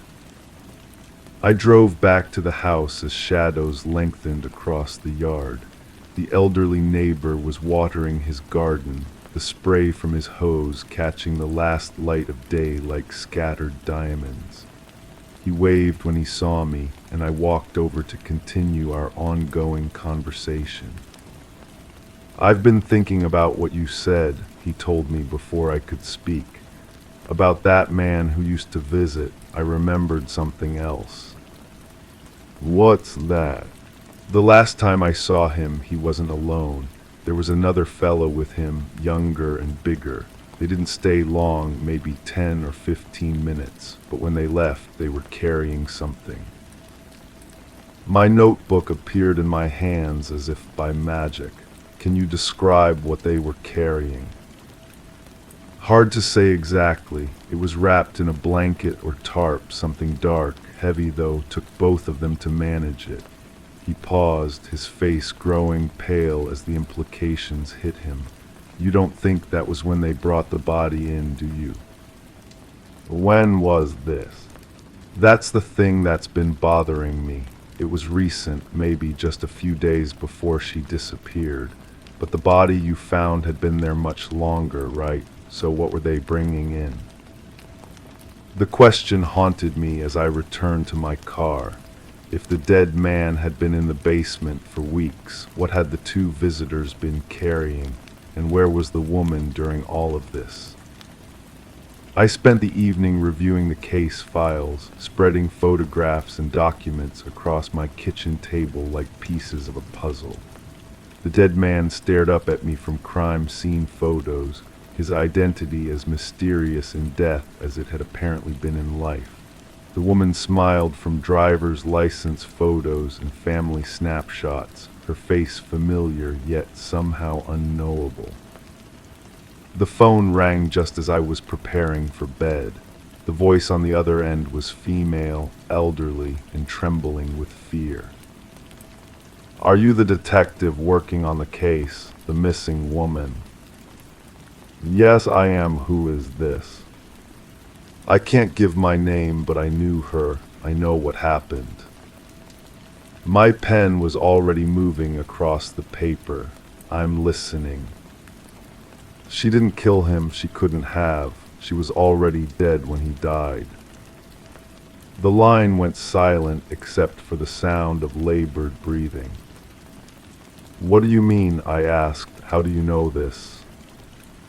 "Because I saw her body. They made me help clean up the mess, said they'd kill me too if I talked." The voice broke into a sob. "I couldn't live with it anymore. She was a good person. She didn't deserve what they did to her." "Who are they?" "I need names, locations, anything you can give me." But the line had gone dead, leaving me with more questions and a growing certainty that nothing about this case was what it seemed. The next morning brought a breakthrough that changed everything. A hiker had found a body in a wooded area several miles from the house. Female, elderly, showing signs of violence. The identification in her purse matched the missing woman perfectly. I stood over the second body, my mind reeling. If this was the woman who'd lived in the house, then who had been living there recently? Who had made the phone call to the law office, left the burnt note, arranged the bedroom with such care? The medical examiner estimated she'd been dead for over a month, her body preserved by the cool, dry conditions in the woods. Someone had taken great care to hide her, covering the grave with leaves and branches that had taken root and grown, creating a natural camouflage. The case file grew thicker as we processed this new evidence. DNA samples, dental records, personal effects, everything confirmed that this was indeed the woman who'd owned the house. But if she'd been dead for a month, who had been living in her home, who had killed the man in the basement? The answer came from an unexpected source. The elderly neighbor called me directly, his voice shaking with excitement and fear. "I saw her," he said, "the woman from the house. She's alive." "Sir, we found her body yesterday. She's been dead for over a month." No, you don't understand. I saw her this morning, walking past the house. She looked different somehow, but it was definitely her. She saw me watching and hurried away, but not before I got a good look." I was in my car before he finished speaking, racing toward the neighborhood with my heart pounding against my ribs. The house sat empty and still, its windows reflecting the morning sun like closed eyes. But as I watched from across the street, I saw a figure move past one of the upstairs windows. The front door was locked, but I had a key from the investigation. I entered quietly, my hand resting on my weapon as I climbed the stairs. The house felt different now, charged with a tension that made my skin prickle. I found her in the bedroom, sitting on the perfectly made bed with her hands folded in her lap. She looked up at me with eyes that held no surprise, only a deep, weary sadness. She wasn't the woman from the photographs. The resemblance was strong enough to fool a casual observer, especially from a distance, but up close the differences were clear. This woman was younger, her features sharper, her hair a different shade of gray. "You're not her," I said, though it wasn't really a question. "No," she replied, her voice carrying the same careful cadence I'd heard on the phone call to the law office. "I'm her sister." The story that emerged over the next several hours would haunt me for years. Two sisters, estranged for decades over a family dispute that had grown into something poisonous and consuming. The dead woman had inherited their parents' house, while her sister had been left with nothing but bitterness and a burning desire for revenge. The sister had been watching the house for months, learning the routines and habits of the woman who lived there. When the opportunity arose, she'd struck, killing her sister in a moment of rage that had surprised them both with its violence. But disposing of the body and assuming her sister's identity had been calculated, methodical, the work of someone who'd been planning for a long time. The man in the basement had been a complication she hadn't anticipated. He'd been her sister's secret boyfriend, a married man who'd been visiting discreetly for years. When he'd arrived unexpectedly and found the sister living in the house, he'd threatened to call the police. The struggle that followed had ended with his death, another body to hide, another life to explain away. "I never meant for it to go this far," she told me as the handcuffs clicked around her wrists. "I just wanted what should have been mine all along." The case closed with her confession, but the questions lingered. How long had she been planning this? Were there other victims we hadn't found? And what had driven two sisters to such a dark and violent end? The grandfather clock was still frozen at 11 when I made my final visit to the house. The hands that had marked some crucial moment in this tragedy would never move again. a silent witness to secrets that died with the women who kept them. I stood in that kitchen one last time, feeling the weight of all the stories these walls had absorbed, all the pain and betrayal that had soaked into the very foundation. The case was solved, justice served, but I found no satisfaction in the resolution. 2 women were dead, their lives cut short by decades of resentment and rage. A man had died simply for being in the wrong place at the wrong time, his identity still unknown, his family still unaware of his fate. I walked away from that house knowing I'd never fully understand what had happened there. The truth was like that burnt note, partially revealed, partially destroyed, leaving just enough mystery to torment those who sought complete answers. Some stories, I realized, are meant to remain incomplete, their endings lost to time and the secrets people carry to their graves. The grandfather clock stands silent still, its hands forever pointing to 11, marking a moment when everything changed and nothing would ever be the same again. Story 6. I was fixated on the picture frame, noticing how it leaned just a touch off-center on the wall. The soft ticking of an unseen clock filled the stagnant air, each beat amplifying the subtle imbalance. Dust particles swirled in a languid dance, caught in an invisible draft that I couldn't trace. The walls seemed to hunch over, pressing the room into a tight embrace, yet the frame remained the sole discordant note. The air felt dense, pregnant with anticipation, but the room offered only silence. Then, with a soft groan, the frame adjusted itself, righting a tilt that I hadn't dared to correct. That's when I knew something had changed in the house. My grandmother had been gone for 3 weeks by then, and I'd been staying in her place to sort through her belongings. The funeral had been small, quiet, natural causes, the doctor said, 92 years old, peaceful in her sleep. I'd found her that morning when I came by with groceries, still in her favorite armchair by the window, hands folded in her lap like she was just resting her eyes. The frame held a photograph of her as a young woman, standing beside a man I'd never seen before. Not my grandfather, I knew his face from other pictures. This man was taller, darker, with eyes that seemed to follow you around the room. She'd never mentioned him, and when I'd asked about the photo years ago, she'd simply smiled and changed the subject. I'd been methodically going through her things, boxing up clothes for donation, sorting papers and photographs into neat piles. Everything had its place, its purpose. The house felt cooperative, almost eager to reveal its secrets.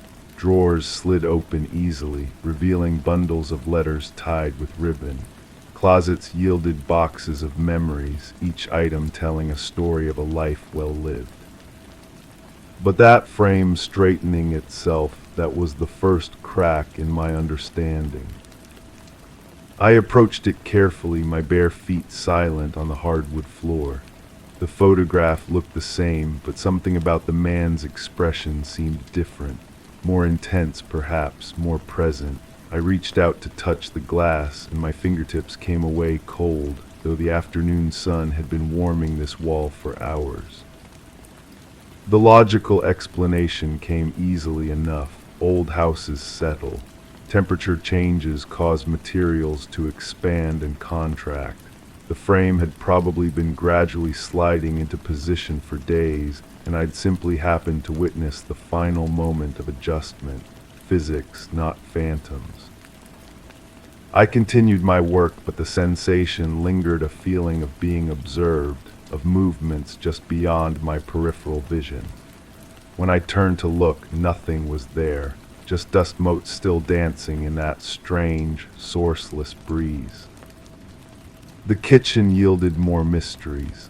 I found a recipe box filled with handwritten cards, many in my grandmother's familiar script, but others in handwriting I didn't recognize.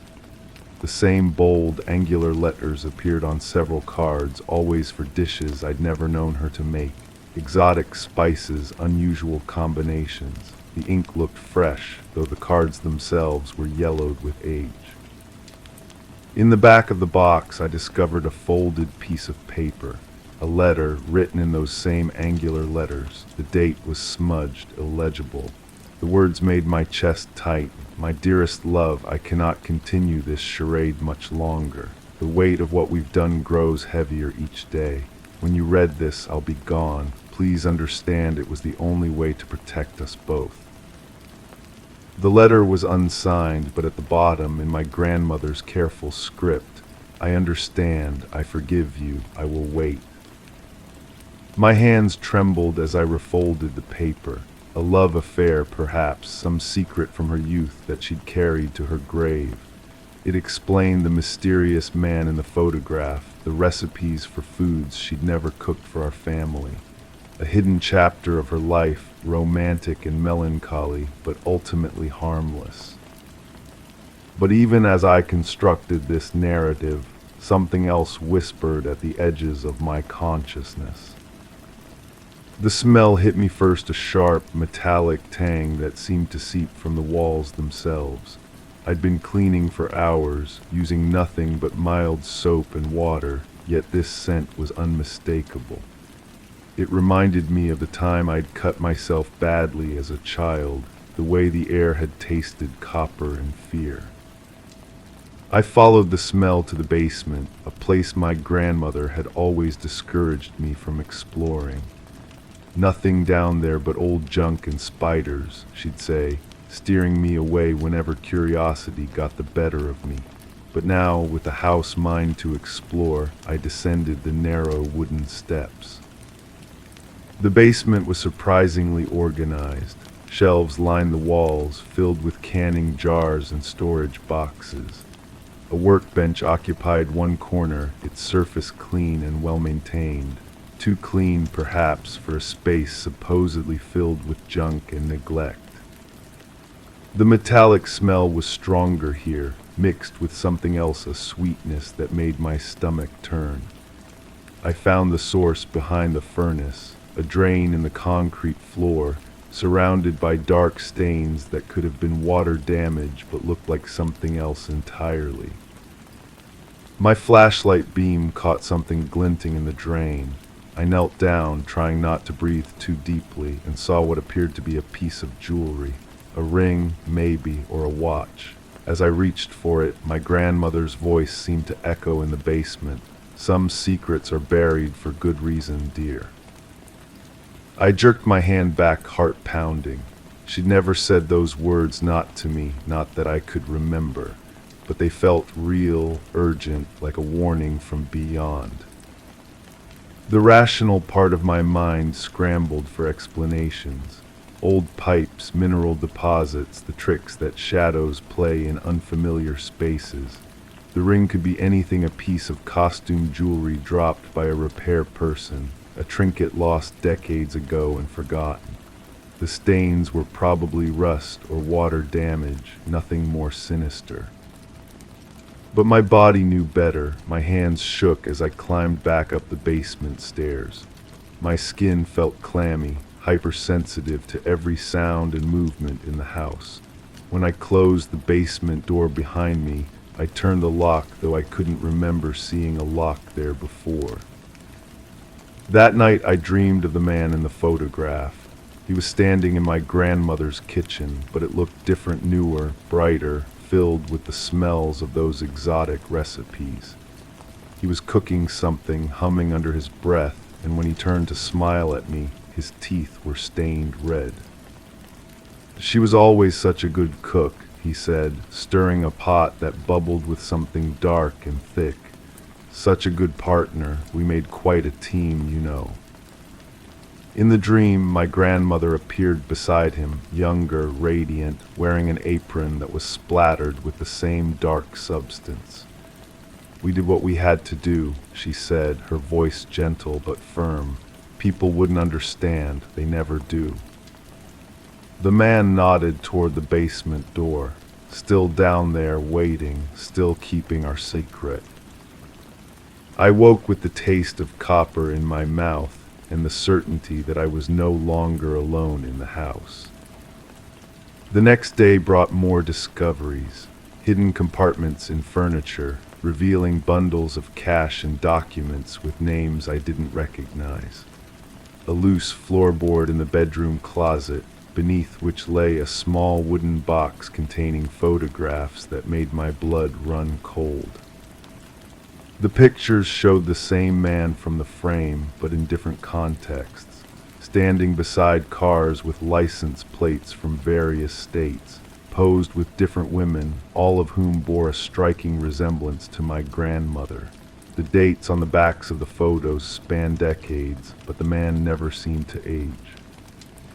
At the bottom of the box, I found newspaper clippings, missing persons reports, unsolved disappearances. Each article featured a photograph of someone who looked hauntingly familiar, though I was certain I'd never seen any of these faces before. My rational mind worked overtime. Coincidence, I told myself. People often look alike. The man could be anyone, a traveling salesman, a distant relative, someone who simply had one of those faces that appeared in crowd shots and family photos across the country. The resemblance between the missing women and my grandmother was probably just the fashion and hairstyles of the era, making everyone look similar. But late at night, when the house settled around me with its creaks and sighs, I found myself thinking about the basement drain, the metallic smell, the way my grandmother had always steered me away from certain parts of the house. I thought about her gentle hands, the same hands that had braided my hair and baked cookies for school events, and wondered what else they might have done.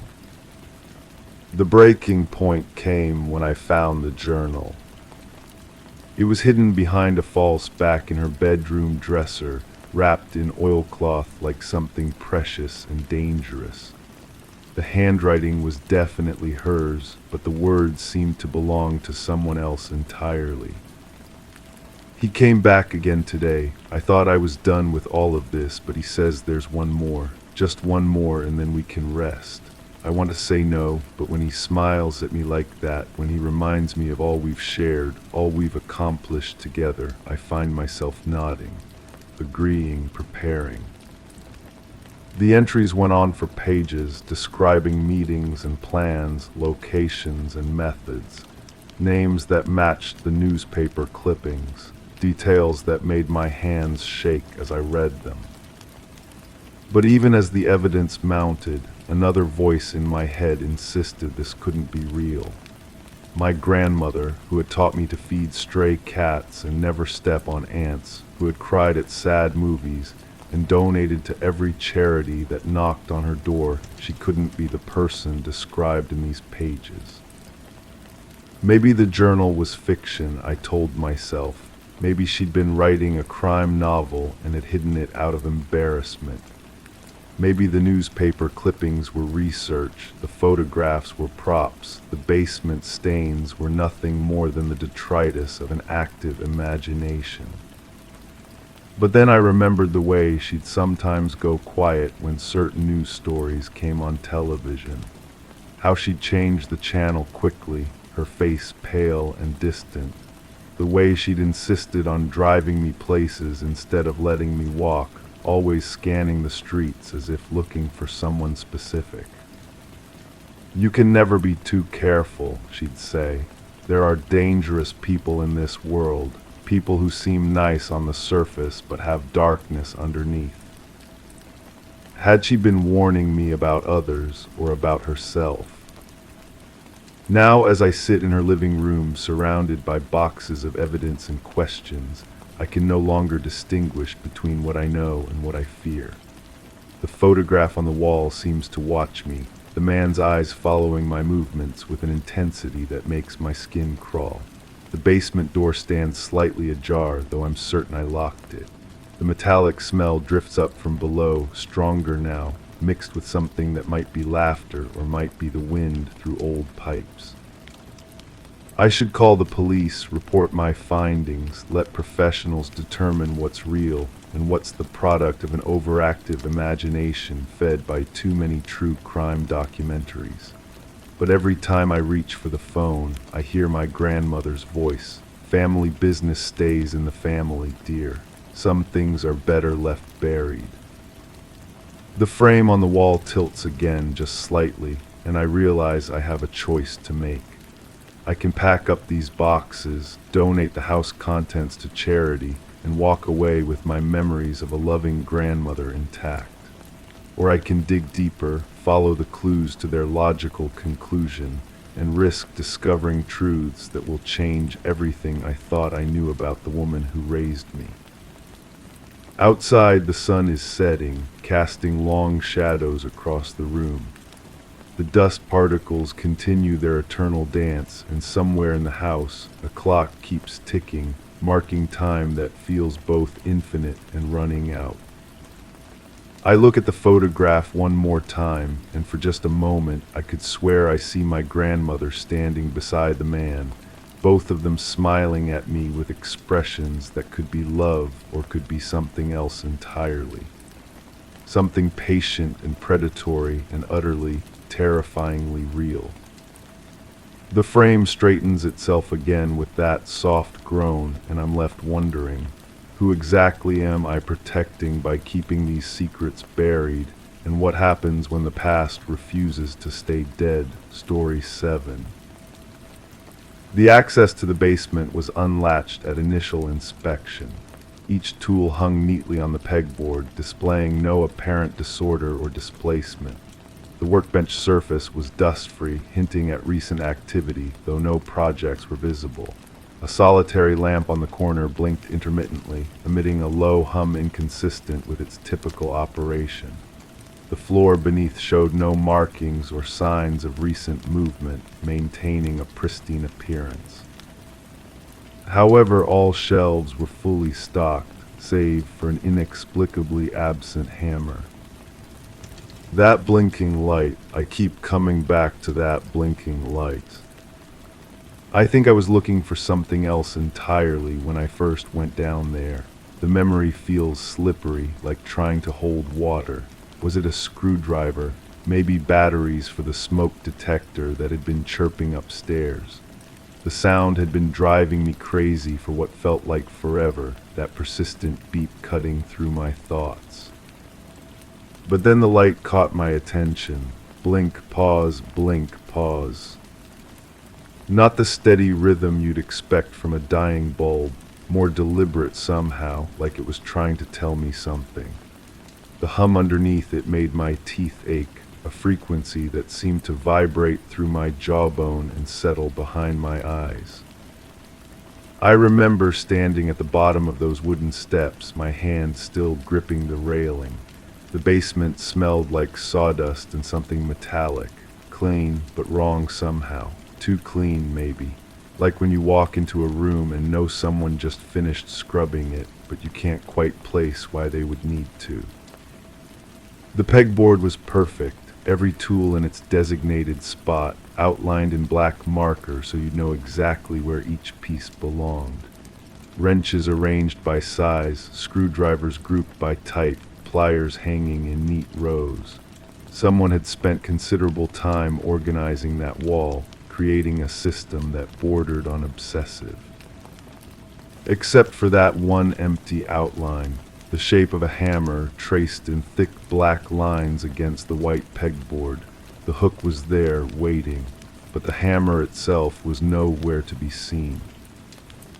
I think I called out. Did I call out? The memory fractures here, splits into fragments that don't quite fit together. Maybe I said hello. Maybe I asked if anyone was down there. The words feel familiar in my mouth, like I've spoken them before, but I can't be certain. The workbench drew my attention next, not a speck of dust on its surface, which struck me as odd. Everything else in that basement carried the fine layer of neglect you'd expect from a space rarely used. The water heater wore a coat of dust, the furnace too. Even the steps I'd just descended showed my footprints in the accumulated grime. But that workbench gleamed like it had been wiped down moments before my arrival. I approached it slowly, my footsteps echoing in the confined space. The concrete floor was pristine, almost polished. No oil stains, no dropped screws, no sawdust scattered from recent projects. It looked more like a display than a workspace, too perfect to be functional. The lamp continued its irregular blinking, casting intermittent shadows across the tools. In the brief moments of illumination, everything appeared normal, but in the darkness between blinks, shapes seemed to shift and rearrange themselves. My eyes played tricks on me, or maybe the space itself was playing tricks on my eyes. I remember reaching toward the workbench, my fingers hovering just above its surface. The metal was cold, colder than it should have been in the enclosed basement. When I finally made contact, my palm came away clean. Not even the faint outline of my handprint remained on the spotless surface. That's when I noticed the other details, small things that individually meant nothing, but together created a pattern I couldn't quite decipher. The shop vacuum in the corner looked recently used, its cord still warm to the touch. A faint chemical smell lingered beneath the sawdust and metal, something sharp and antiseptic. The shelves were fully stocked, containers and boxes arranged with the same obsessive precision as the pegboard. Paint cans lined up by color and size, boxes of screws and nails labeled in careful handwriting. Cleaning supplies grouped together on the bottom shelf, their bottles gleaming under the intermittent light. Everything in its place except for that missing hammer. I tried to remember the last time I'd been in this basement. The memory should have been there, filed away with all the other mundane details of daily life. But when I reached for it, I found only blank space. Like trying to recall a dream after waking, the harder I grasped for specifics, the more they slipped away. Had I been down here recently, the thought felt both foreign and familiar, a contradiction that made my head ache. I could picture myself descending these same steps, but the image was hazy, indistinct, like looking at a photograph through frosted glass. The blinking light seemed to pulse faster now, or maybe my perception of time was becoming distorted. Blink, blink, pause, blink. The rhythm reminded me of something, a pattern I should recognize but couldn't quite place.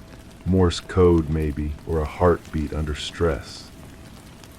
I walked the perimeter of the basement, searching for clues I couldn't name.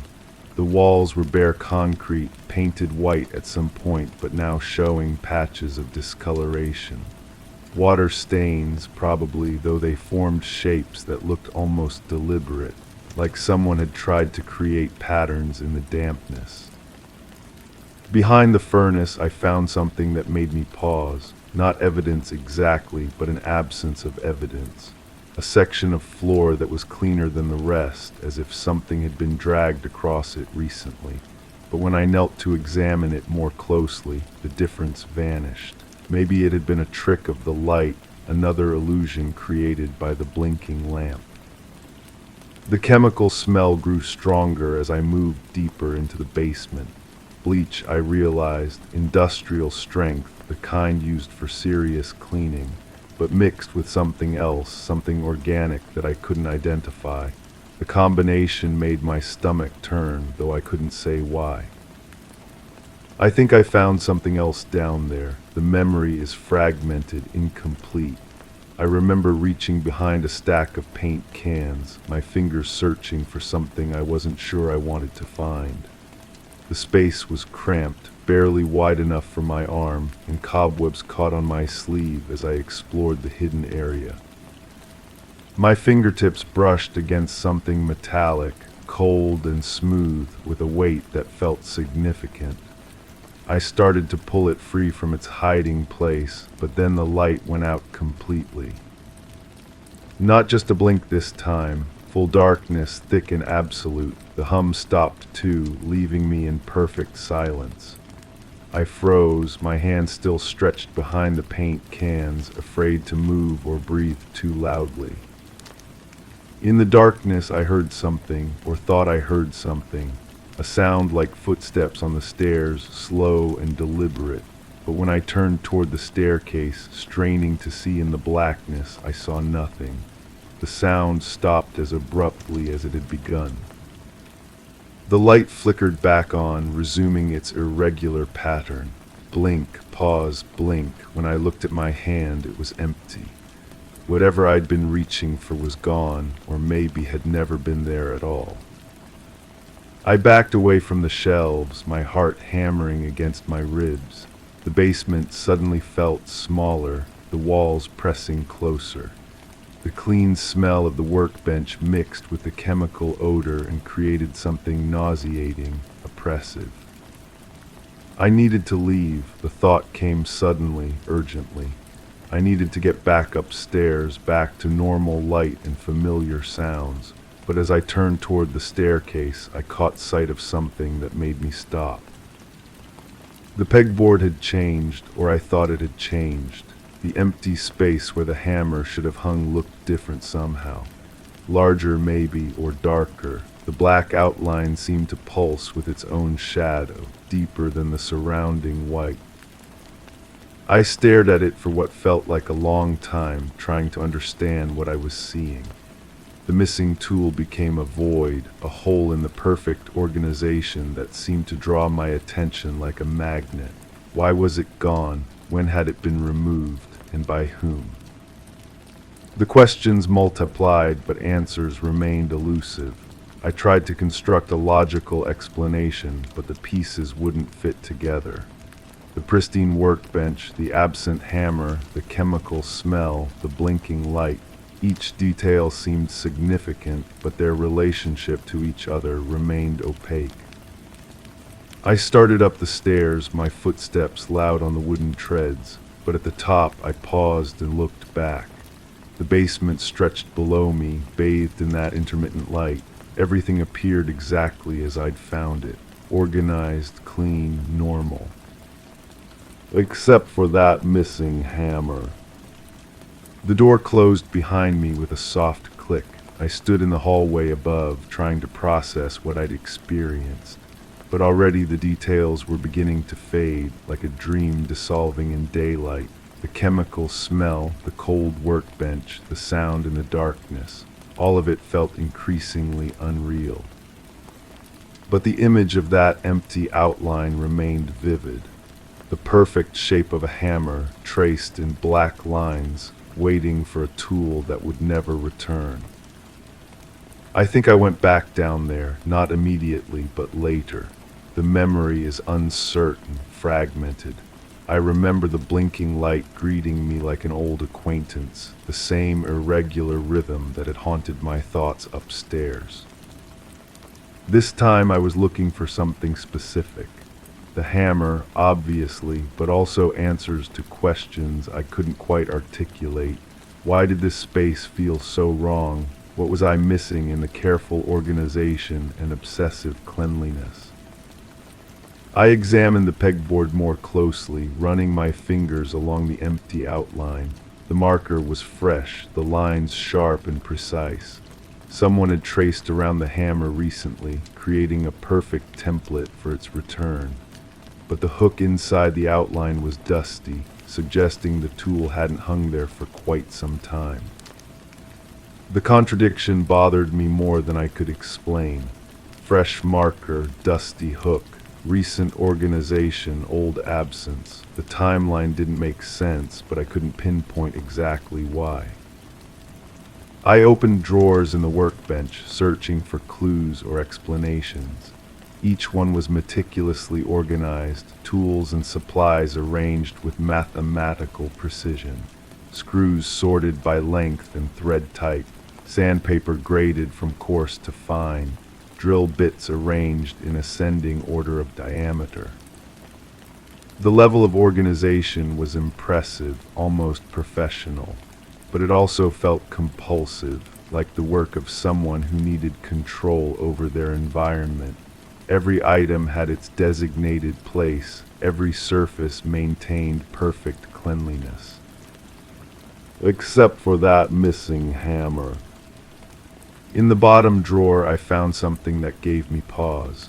A notebook, its pages filled with careful handwriting. lists mostly, inventory of tools, supplies, projects completed and planned. The penmanship was neat, controlled, but I noticed the entries grew more erratic toward the end.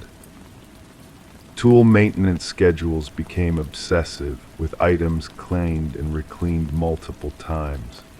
Project notes devolved into repetitive phrases, the same sentences written over and over, and on the final page, a single line repeated dozens of times.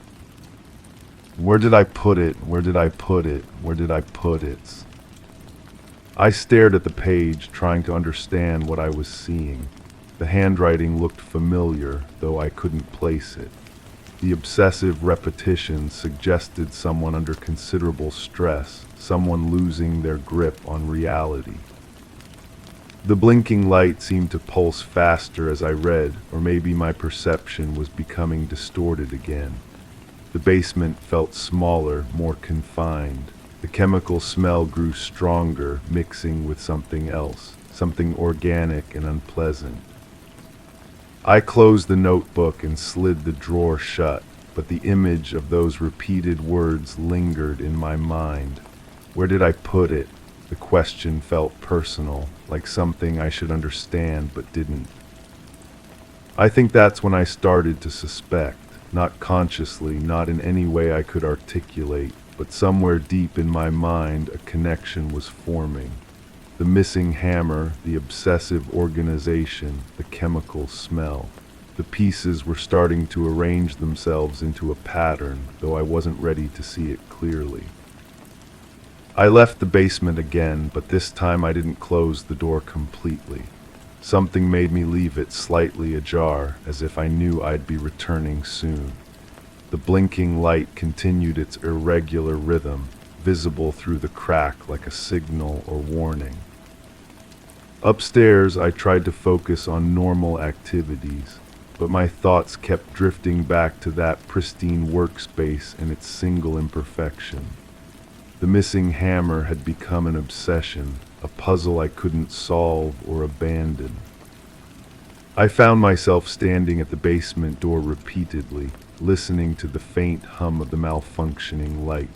Sometimes I thought I heard other sounds down there, movement maybe, or the soft scrape of metal against concrete, but when I opened the door wider, the basement was always silent and still.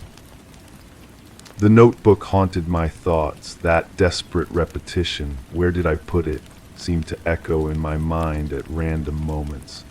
I began to wonder if I'd written those words myself, though I had no memory of doing so. The handwriting had looked familiar, but familiarity can be deceiving. I think I dreamed about the basement that night, or maybe it wasn't a dream. The memory has the quality of sleep, but also the vivid detail of waking experience. I was standing at the workbench, running my hands across its spotless surface. The blinking light cast intermittent shadows, making the tools on the pegboard seem to move and shift. In the dream or memory, I was looking for something, not the hammer this time, but something else, something important that I'd misplaced or hidden. My hands moved with purpose, checking drawers and shelves with the efficiency of familiarity. I found it behind the paint cans in the same cramped space I'd explored earlier, but this time my fingers closed around the object with certainty. I pulled it free and held it up to the blinking light, examining its surface for signs of damage or wear. It was the hammer. The handle was smooth wood, worn from use but well maintained. The head showed minor scratches and dings, evidence of honest work. Nothing about it seemed unusual or significant, just a tool like any other tool. But as I held it, I felt a weight that had nothing to do with its physical mass. This hammer carried history, memories that I couldn't quite access. I knew I'd used it recently, but for what purpose? The knowledge hovered just beyond my conscious reach, like a word on the tip of my tongue. I carried it to the pegboard and hung it in its designated spot. The outline matched perfectly, the the tool settling into place with satisfying precision.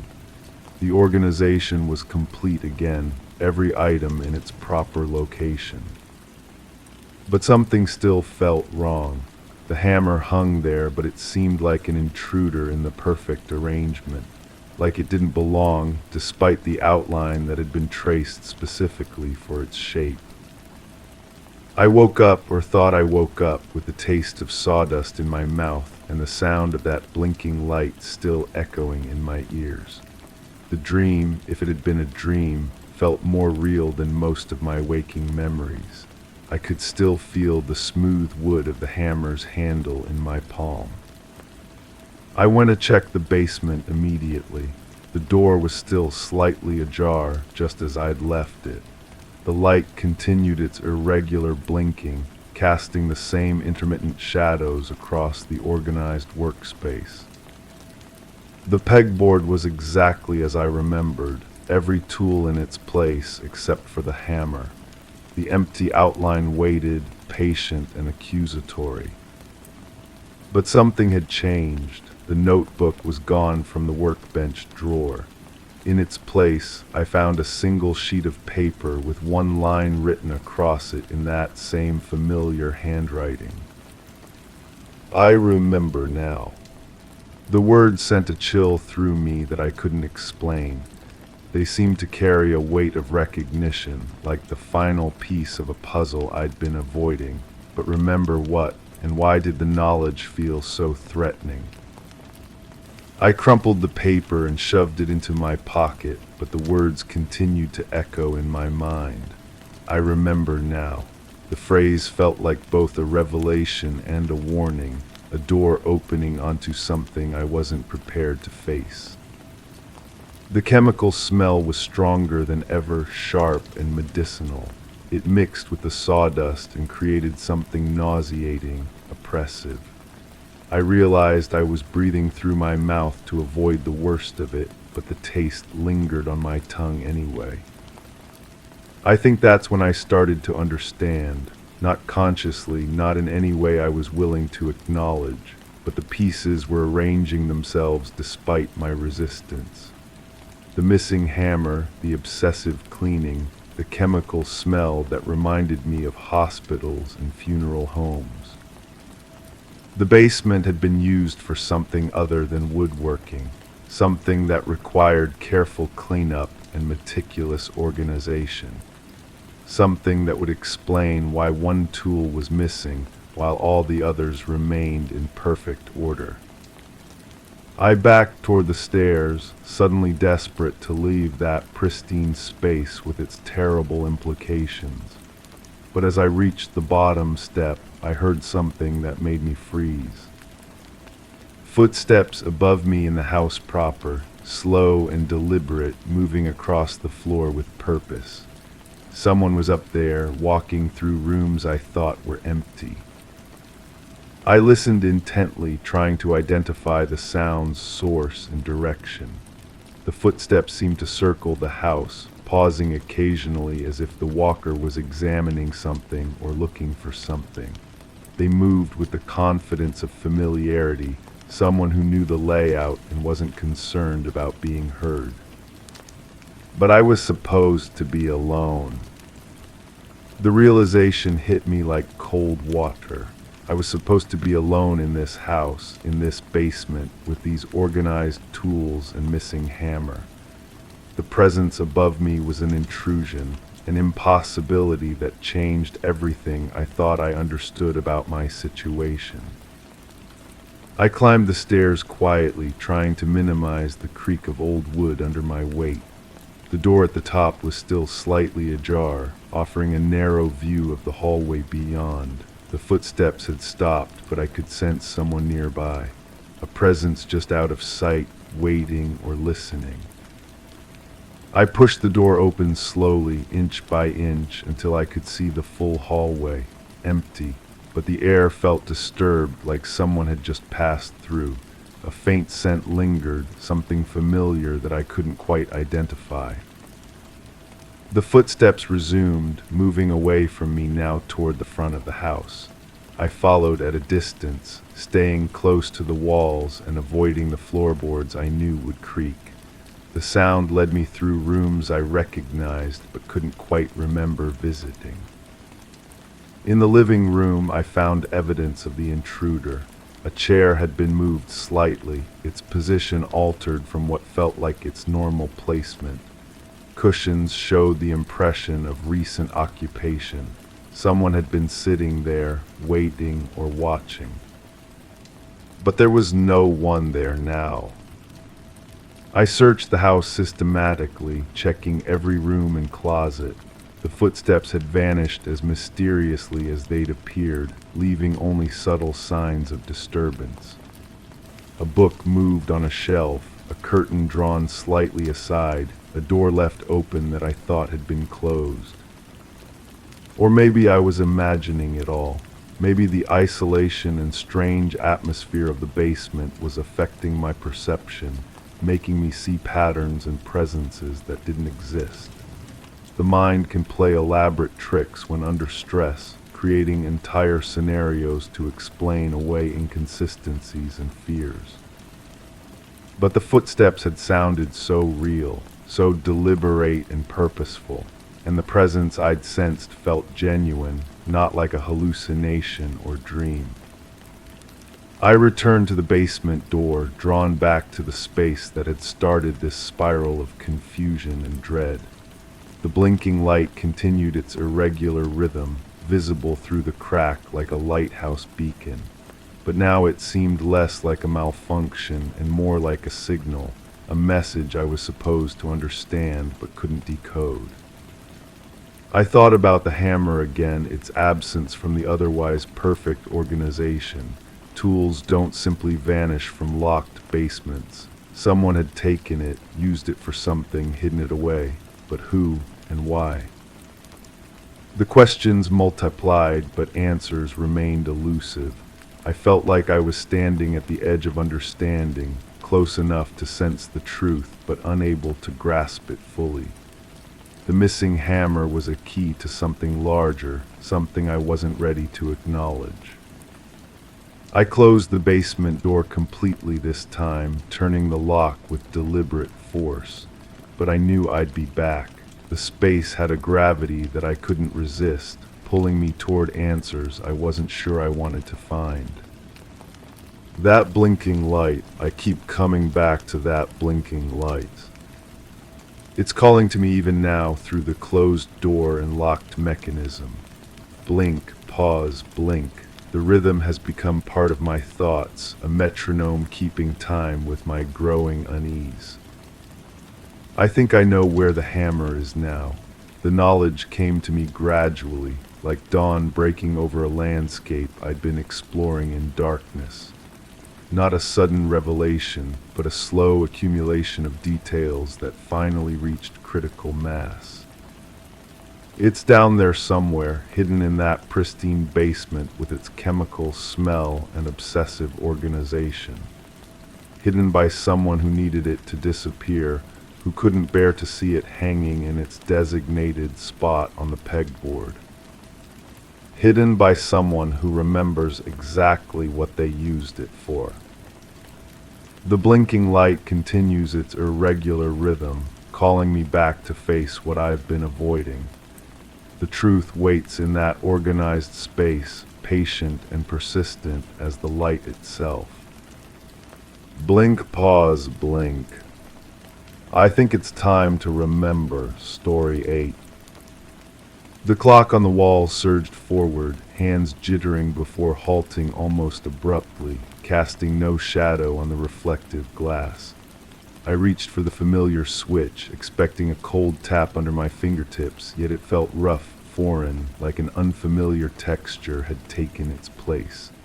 The humming of the refrigerator vibrated through the kitchen, echoing a pattern that didn't match the rhythm I knew by heart. I glanced at the floor, a scatter of breadcrumbs forming a trail that seemed to curve impossibly, as if leading to a place outside my understanding. My pulse quickened in response. It always happened twice, but this time it skipped. I knew what had happened here. The certainty of it sat in my chest like a stone, heavy and unmovable. My partner had been preparing breakfast, same as every morning for the past 3 years. Toast with butter, coffee black, the newspaper folded to the crossword puzzle. They'd left through the back door at exactly the same time they always did, briefcase in one hand, keys jangling in the other. I'd heard the car start in the driveway, heard it pull away with that familiar creak of the garage door. The breadcrumbs were from the toast, obviously. They'd been rushing, probably running late for that meeting they'd mentioned the night before. The switch felt different because I was still half asleep, my fingertips numb from the morning cold. The refrigerator hummed differently because appliances do that sometimes, especially older ones like ours. Everything had a logical explanation. I'd been through this routine 1,000 times before. Wake up alone, stumble to the kitchen, make my own coffee while the ghost of their presence still lingered in the warm air. The slight indent in their chair cushion, the faint scent of their cologne mixing with the aroma of fresh bread, normal, predictable, safe. But as I stood there staring at those breadcrumbs, something nagged at the edges of my consciousness. A whisper of doubt that I pushed away with practiced efficiency. I knew my partner's habits better than anyone. Every gesture, every routine, every small ritual that made up our shared mornings. They were methodical, almost obsessively so, never left messes, never scattered crumbs. I bent down and swept up the breadcrumbs with my palm, depositing them in the trash can beneath the sink. The motion felt automatic, muscle memory taking over where conscious thought faltered.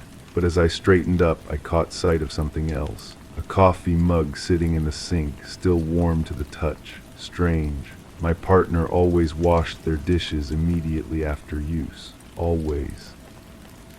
The first crack appeared then, hairline thin but undeniable. I found myself retracing my steps through the morning, examining each detail with new scrutiny. Had I actually heard the car start? Or had I simply expected to hear it, my brain filling in the familiar sound out of habit?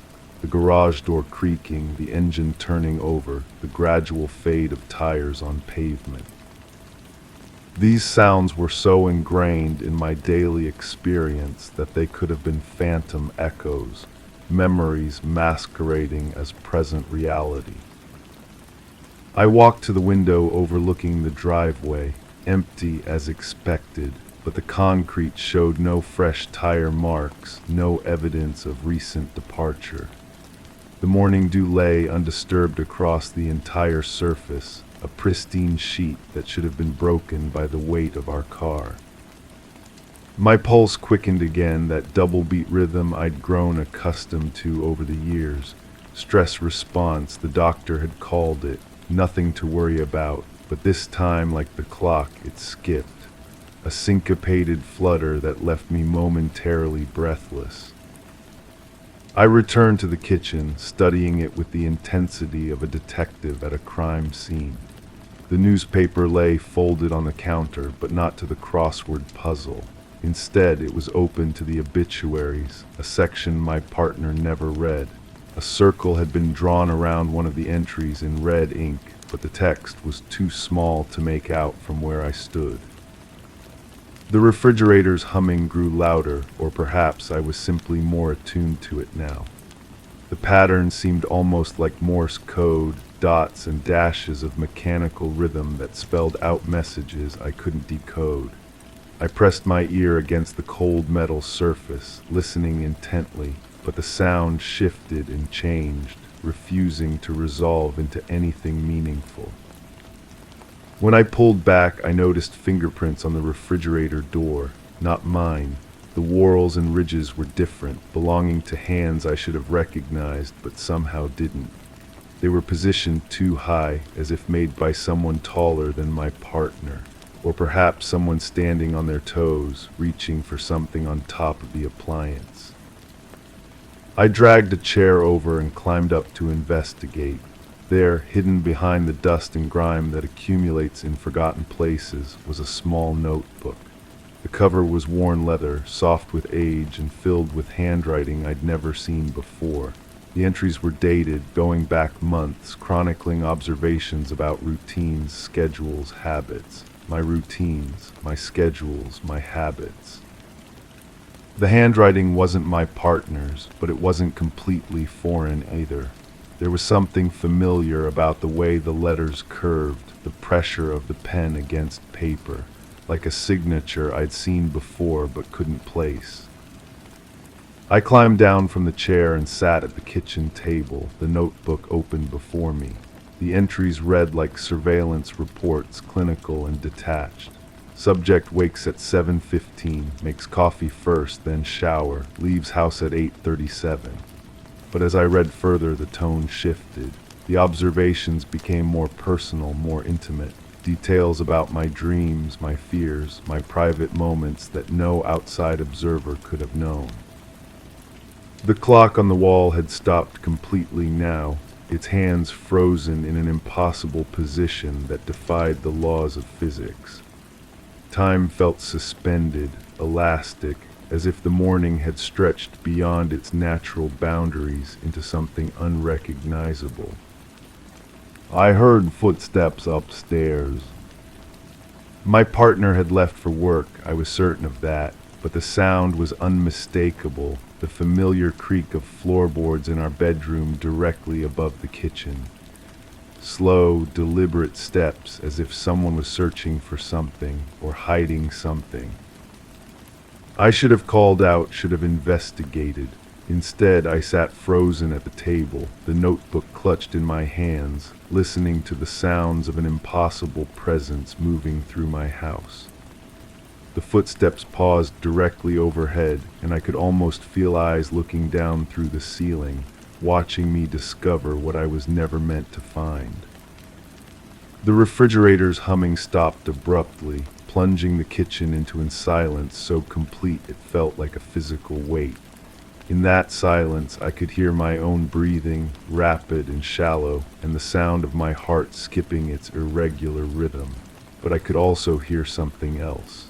Breathing that wasn't mine, coming from somewhere I couldn't identify. I stood up slowly, the chair scraping against the floor with a sound that seemed impossibly loud. The breadcrumb trail I'd cleaned up earlier had reappeared, but now it led in a different direction. Not toward the back door, but toward the basement stairs. The basement where we kept our old belongings, forgotten memories boxed and stored in the dark. As I followed the trail, I began to question everything I thought I knew. Had my partner really left for work this morning? Had they ever left for work? The meetings, the briefcase, the regular schedule that had structured our lives together suddenly felt like elaborate fiction. But if that was true, then who had been sharing my bed, my meals, my most intimate moments for the past 3 years?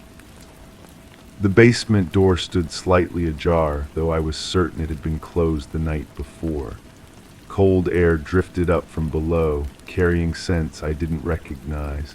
Not the familiar mustiness of stored belongings, but something else, something organic and unsettling. I descended the stairs one at a time, each step taking me further from the certainty I'd started with. The notebook was still in my hands, its pages fluttering in the strange breeze that seemed to come from nowhere. At the bottom of the stairs, I found more evidence that challenged everything I believed. Boxes had been moved, arranged in patterns that spelled out messages. Photographs were scattered across the floor, images of myself taken from angles and distances that suggested long-term observation. But in every photo, I was alone. No partner beside me at restaurants, no second shadow in pictures taken in bright sunlight, no reflection of another person in mirrors or windows.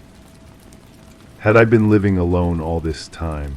Had the presence I'd grown so accustomed to been nothing more than an elaborate delusion, a psychological construct designed to fill some unbearable emptiness? But if that was true, then who had made the observations in the notebook? Who had been watching me, documenting my life with such meticulous detail?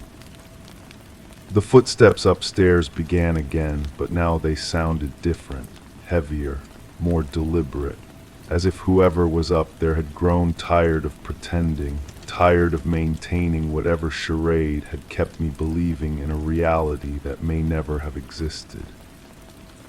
I climbed back up the basement stairs, the notebook tucked under my arm, my pulse hammering its irregular rhythm against my ribs.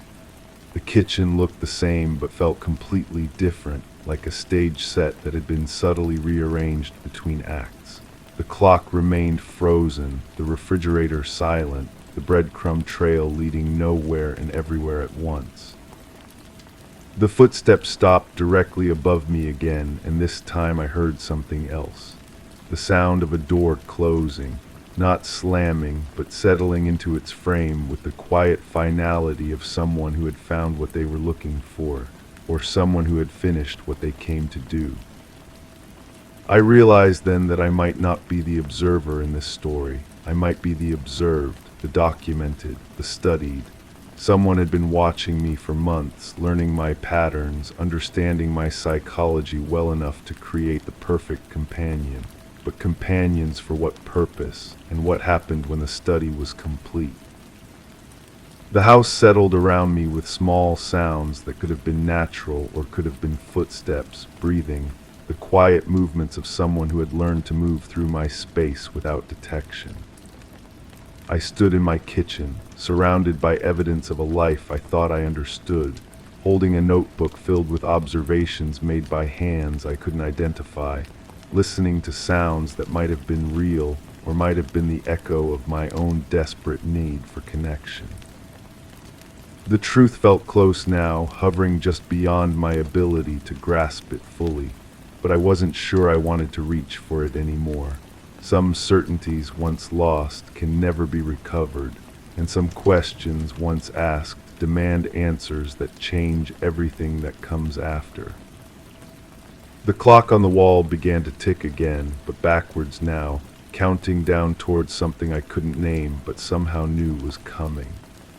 Time moved in reverse, taking me back toward a moment when everything I believed was still intact, when the sounds and sensations of my morning routine still made sense. But I couldn't unknow what I discovered, couldn't unsee the photographs, unread the observations, unhear the impossible footsteps. I was caught between two realities, neither of which felt completely true, both of which demanded I choose what to believe about my own life.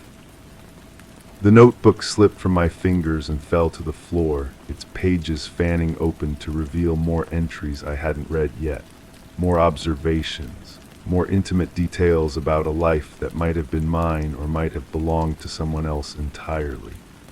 The handwriting blurred and shifted, sometimes familiar, sometimes foreign, as if written by multiple hands or by one hand that couldn't decide who it belonged to.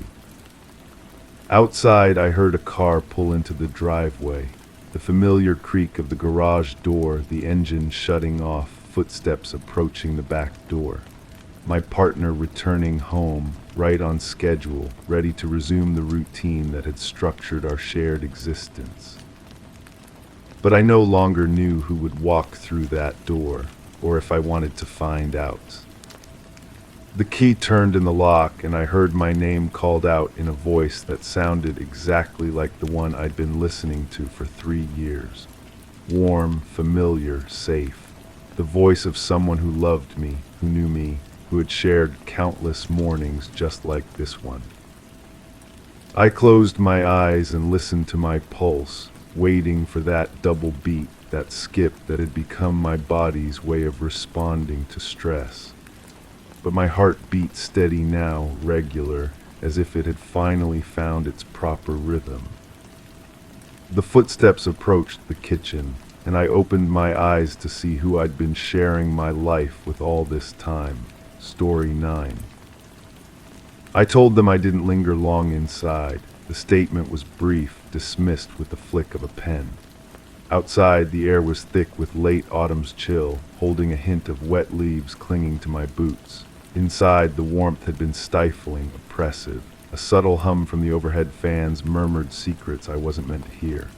My eyes flickered over the polished wood, tracing lines that seemed to lean toward the far corner, where shadows loomed heavy and still. A faint imprint of sweat remained on my palm from the door handle, sticky and accusing. The scent of something burnt clung stubbornly to the wool of my jacket, refusing to let go. My sleeve brushed against a frame on the wall, shifting dust in a way that felt deliberate, almost purposeful. As I stepped back into the open, the hush of distant traffic couldn't drown out the echo of my breath. I hadn't mentioned the chill on my back, the chill that stayed. But that was after. Before, there was only the waiting. I remember the texture of the upholstery beneath my fingertips, worn smooth in places where others had sat before me. The receptionist's voice carried a practiced kindness that felt hollow, like an echo in an empty room. She spoke about forms and procedures, but I was watching the way her pen moved across the paper, deliberate strokes that seemed to spell out more than what was written. The fluorescent light above her desk flickered intermittently, casting brief shadows that danced across her face in patterns I couldn't quite decipher. The appointment had been scheduled weeks prior. I had called on a morning when the fog hung low outside my kitchen window, obscuring the street until even familiar landmarks became strangers. The voice on the other end of the line had been efficient, professional. Available slots were mentioned, insurance verified, basic information collected. Nothing unusual, nothing that would suggest what was to come. Yet as I sat in that waiting room, surrounded by the soft rustle of magazine pages and the distant murmur of conversations behind closed doors, I felt the weight of something unspoken pressing against my chest. The coffee table before me held an arrangement of publications, their covers bright and cheerful, promising solutions to problems I didn't know I had. My reflection stared back from the glass surface, distorted slightly by the overhead lights, making my features appear unfamiliar even to myself. The building itself seemed to breathe around me. Ventilation systems hummed their mechanical lullabies while footsteps echoed down hallways I couldn't see. Occasionally, a door would open somewhere beyond my line of sight, releasing a brief whisper of conversation before closing again with a soft click that seemed to punctuate thoughts I hadn't finished thinking. I had arrived early, as was my habit. The parking lot had been nearly empty, save for a few vehicles clustered near the main entrance like metal sentinels keeping watch. My car had settled into the space with a familiar sigh of cooling metal, and I had sat there for several minutes before gathering the courage to walk inside. The asphalt beneath my feet had been damp from an earlier rain, creating small mirrors that reflected the gray sky above. The receptionist had looked up when I entered, her smile automatic but not unkind. She wore a sweater the color of autumn leaves, and I found myself wondering if the choice had been deliberate or merely coincidental. Her desk was organized with the precision of someone who understood the importance of order, each item in its designated place. A small plant sat near her computer monitor, its leaves reaching toward the window as if seeking escape.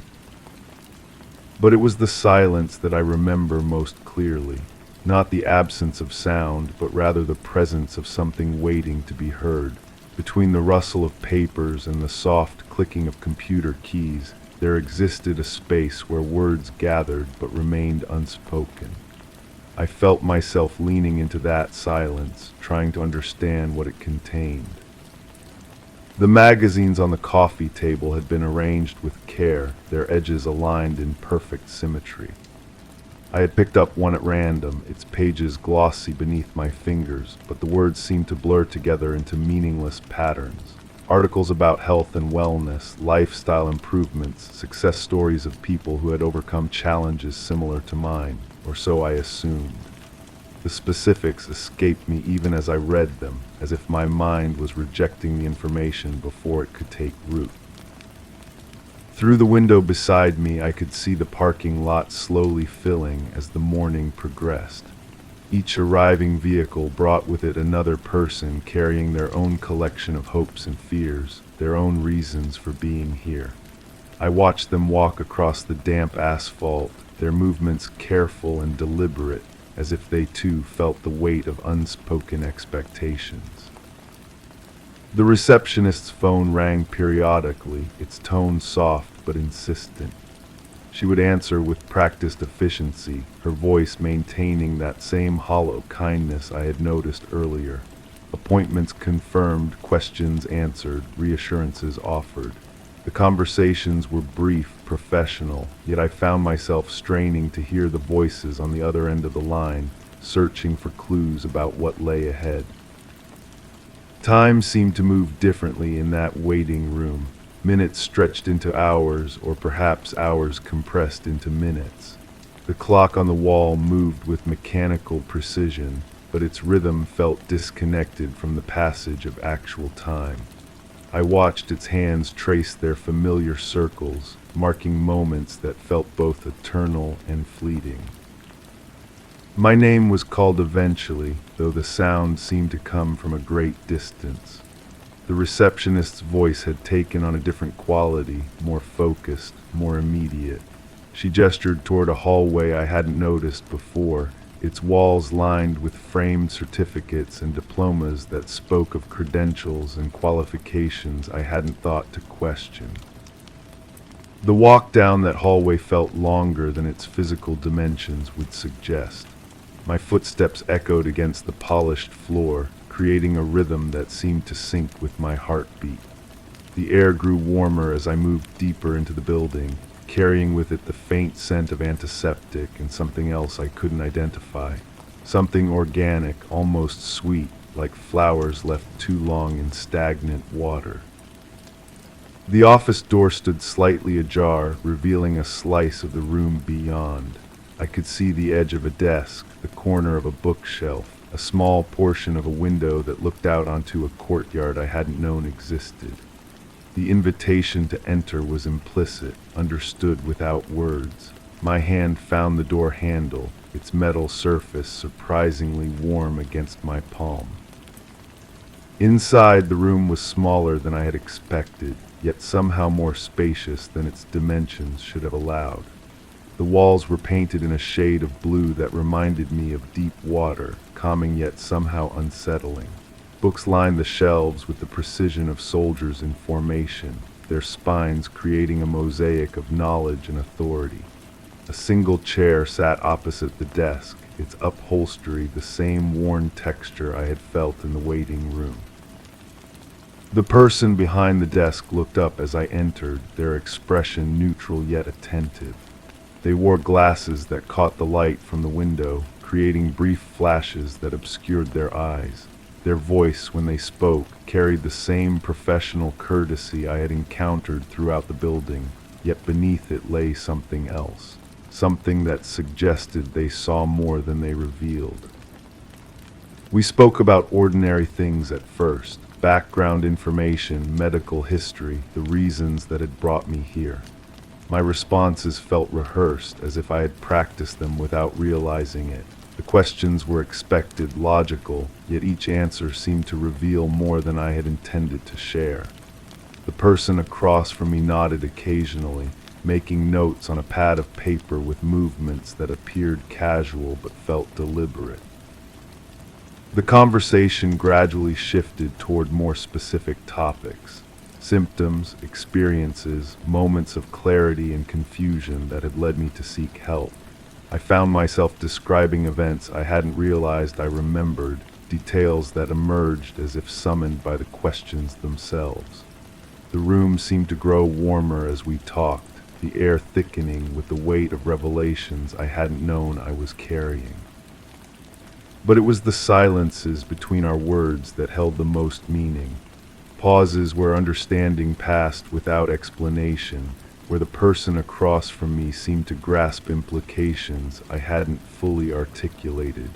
Their pen moved across the paper during these moments, capturing thoughts I hadn't spoken aloud. The session ended with the same professional courtesy with which it had begun. Recommendations were made, follow-up appointments discussed, prescriptions written on paper that rustled like autumn leaves. I accepted the documents with hands that felt disconnected from my body, nodding agreement to suggestions I wasn't sure I understood.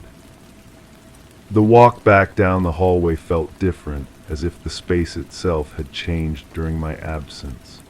The certificates on the walls seemed to watch me pass, their frames reflecting fragments of my image in ways that made me appear fractured, incomplete. The warmth that had enveloped me in the office began to dissipate, replaced by a coolness that seemed to seep through my clothing. The receptionist smiled as I approached her desk, the same automatic kindness I had encountered earlier. She handed me a card with my next appointment time, her fingers brushing mine briefly. The contact felt electric, charged with implications I couldn't decipher. She spoke about insurance and billing, practical matters that seemed absurdly mundane given the weight of what had just occurred. I found myself back in the waiting room, though I couldn't remember making the conscious decision to return there. The magazines still lay in their perfect arrangement, their covers promising solutions to problems that now seemed trivial. Other people had taken my place in the chairs, their faces carrying the same mixture of hope and apprehension I recognized from my own reflection. The exit beckoned, its glass doors revealing the parking lot beyond, but I hesitated, reluctant to leave the controlled environment of the building for the uncertainty of the world outside. The transition felt significant, like crossing a threshold from which there could be no return. When I finally pushed through those doors, the air struck me with surprising intensity. The coolness I had felt building inside the office became a sharp chill that penetrated my jacket and settled against my skin. The scent of wet leaves rose from the ground beneath my feet, earthy and organic in contrast to the sterile atmosphere I was leaving behind. My car sat where I had left it, unchanged yet somehow different. The metal surface had cooled during my absence, and when I touched the door handle, it felt foreign against my palm. The interior carried the familiar scents of my daily life, yet they seemed muted, as if filtered through a veil I couldn't see. The drive home passed in a blur of familiar landmarks that appeared strange, as if viewed through new eyes. Traffic lights changed their colors according to their programmed rhythms, but their signals seemed to carry messages beyond their simple instructions to stop and go. Other drivers moved past me with purposes I couldn't fathom, their faces visible for brief moments before disappearing back into their private worlds. My house welcomed me with its usual silence, yet the quality of that silence had changed. Rooms that had felt comfortable now seemed to hold secrets in their corners. Furniture sat in positions I remembered arranging, yet their placement felt somehow wrong, as if they had shifted imperceptibly during my absence. I hung my jacket in the closet, but the scent of that burnt something clung to the wool fibers with stubborn persistence. No amount of shaking or brushing could dislodge it completely. The odor seemed to have woven itself into the very threads, becoming part of the garment's identity. The prescription bottle sat on my kitchen counter, its contents rattling softly when I picked it up. The label bore my name and instructions written in the precise language of medical authority. Take as directed. Side effects may include, do not operate heavy machinery. Words that carried the weight of transformation, of change that could not be undone. I swallowed the first pill with water that tasted metallic, as if it had absorbed something from the pipes through which it had traveled. The capsule dissolved on my tongue briefly before sliding down my throat, carrying with it the promise of altered perception, of relief from symptoms I was still learning to name. The effects were subtle at first, barely noticeable changes in the way light fell through my windows or the way sounds carried through the air. Colors seemed slightly more vivid, edges slightly softer. The persistent tension I had carried in my shoulders began to ease, replaced by a floating sensation that felt both liberating and unsettling. But with the relief came questions I hadn't anticipated. If the medication could alter my perception so easily, how could I trust what I had been seeing before? Were the shadows that had seemed so meaningful merely products of an unbalanced chemistry? Had the significance I attributed to random events been nothing more than the result of neurons firing in patterns beyond my conscious control? The doubt crept in gradually, like water seeping through a foundation I had thought was solid. Memories that had felt crystal clear began to blur at their edges. Conversations I remembered having might have been imagined. Gestures I had interpreted as meaningful could have been entirely innocent. I found myself returning to that office regularly, though the frequency of my visits seemed to increase without my conscious decision. Each appointment brought new revelations, new adjustments to medications, new insights into patterns of thought I hadn't recognized as problematic. The person behind the desk remained professionally distant yet somehow intimate, as if they knew aspects of myself that I was only beginning to discover.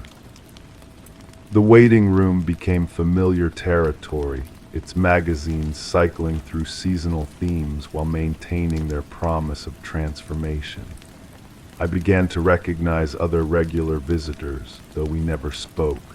We shared the bond of those seeking answers to questions we couldn't fully articulate, united in our hope that someone else might understand what we could not explain to ourselves. The building itself seemed to change with each visit, or perhaps my perception of it evolved. Hallways that had appeared straightforward revealed subtle curves. Rooms that had felt spacious contracted into intimate spaces where secrets could be safely shared. The very architecture seemed designed to facilitate revelation, to create an environment where truth could emerge from its hiding places. My life outside those walls began to feel increasingly surreal.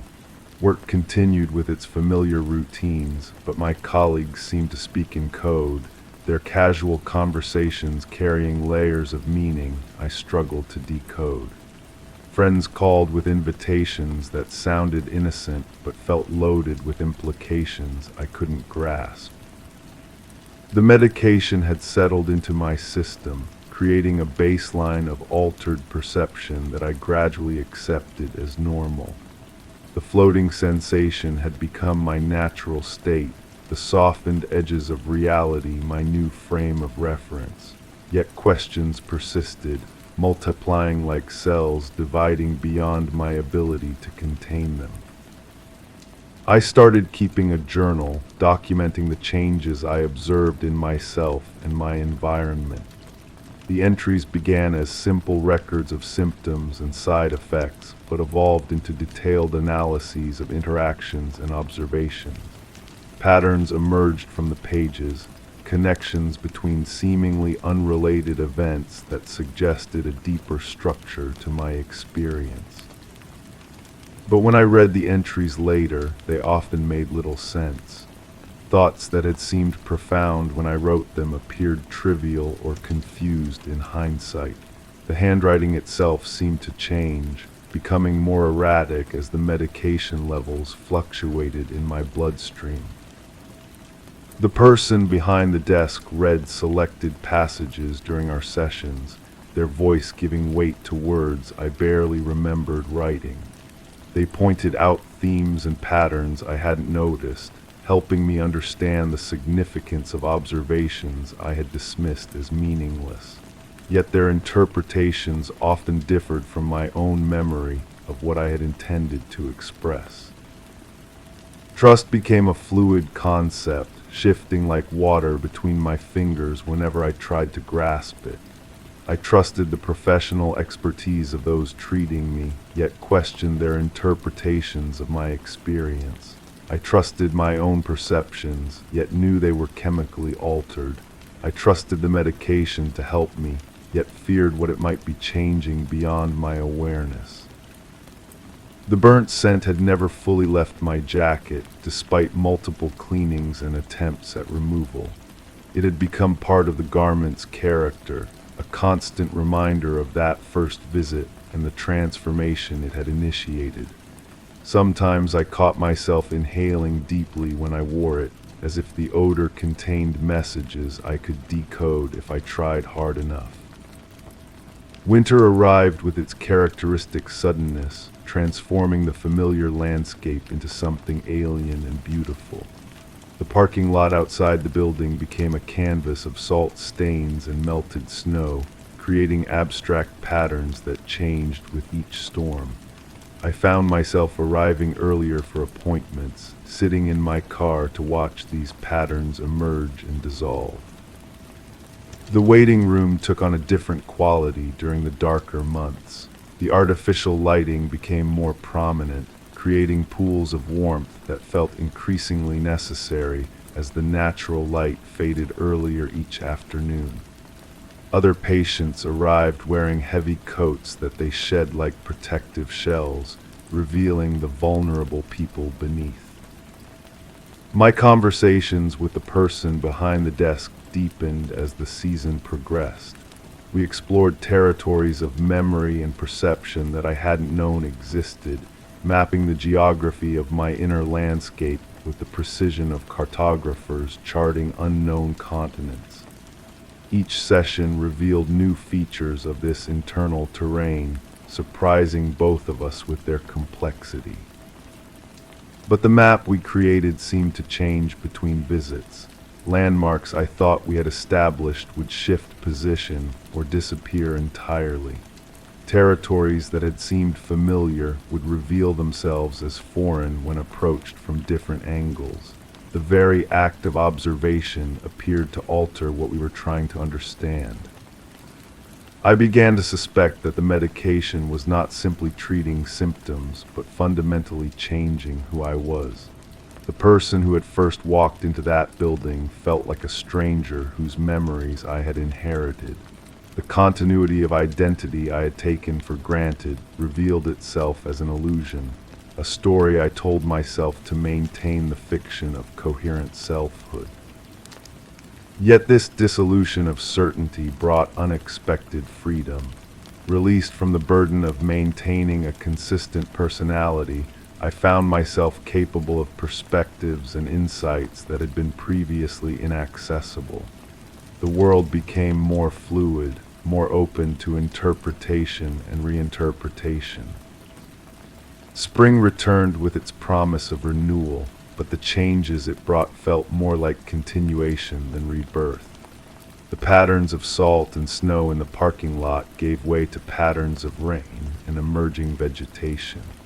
The waiting room's artificial lighting competed with longer days and brighter natural illumination streaming through windows I hadn't fully noticed before. My journal entries had evolved into something resembling poetry, though I had never considered myself a poet.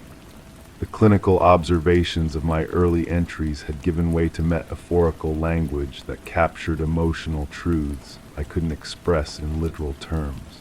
The person behind the desk seemed to understand this evolution, reading my words with an appreciation for their artistic as well as therapeutic value.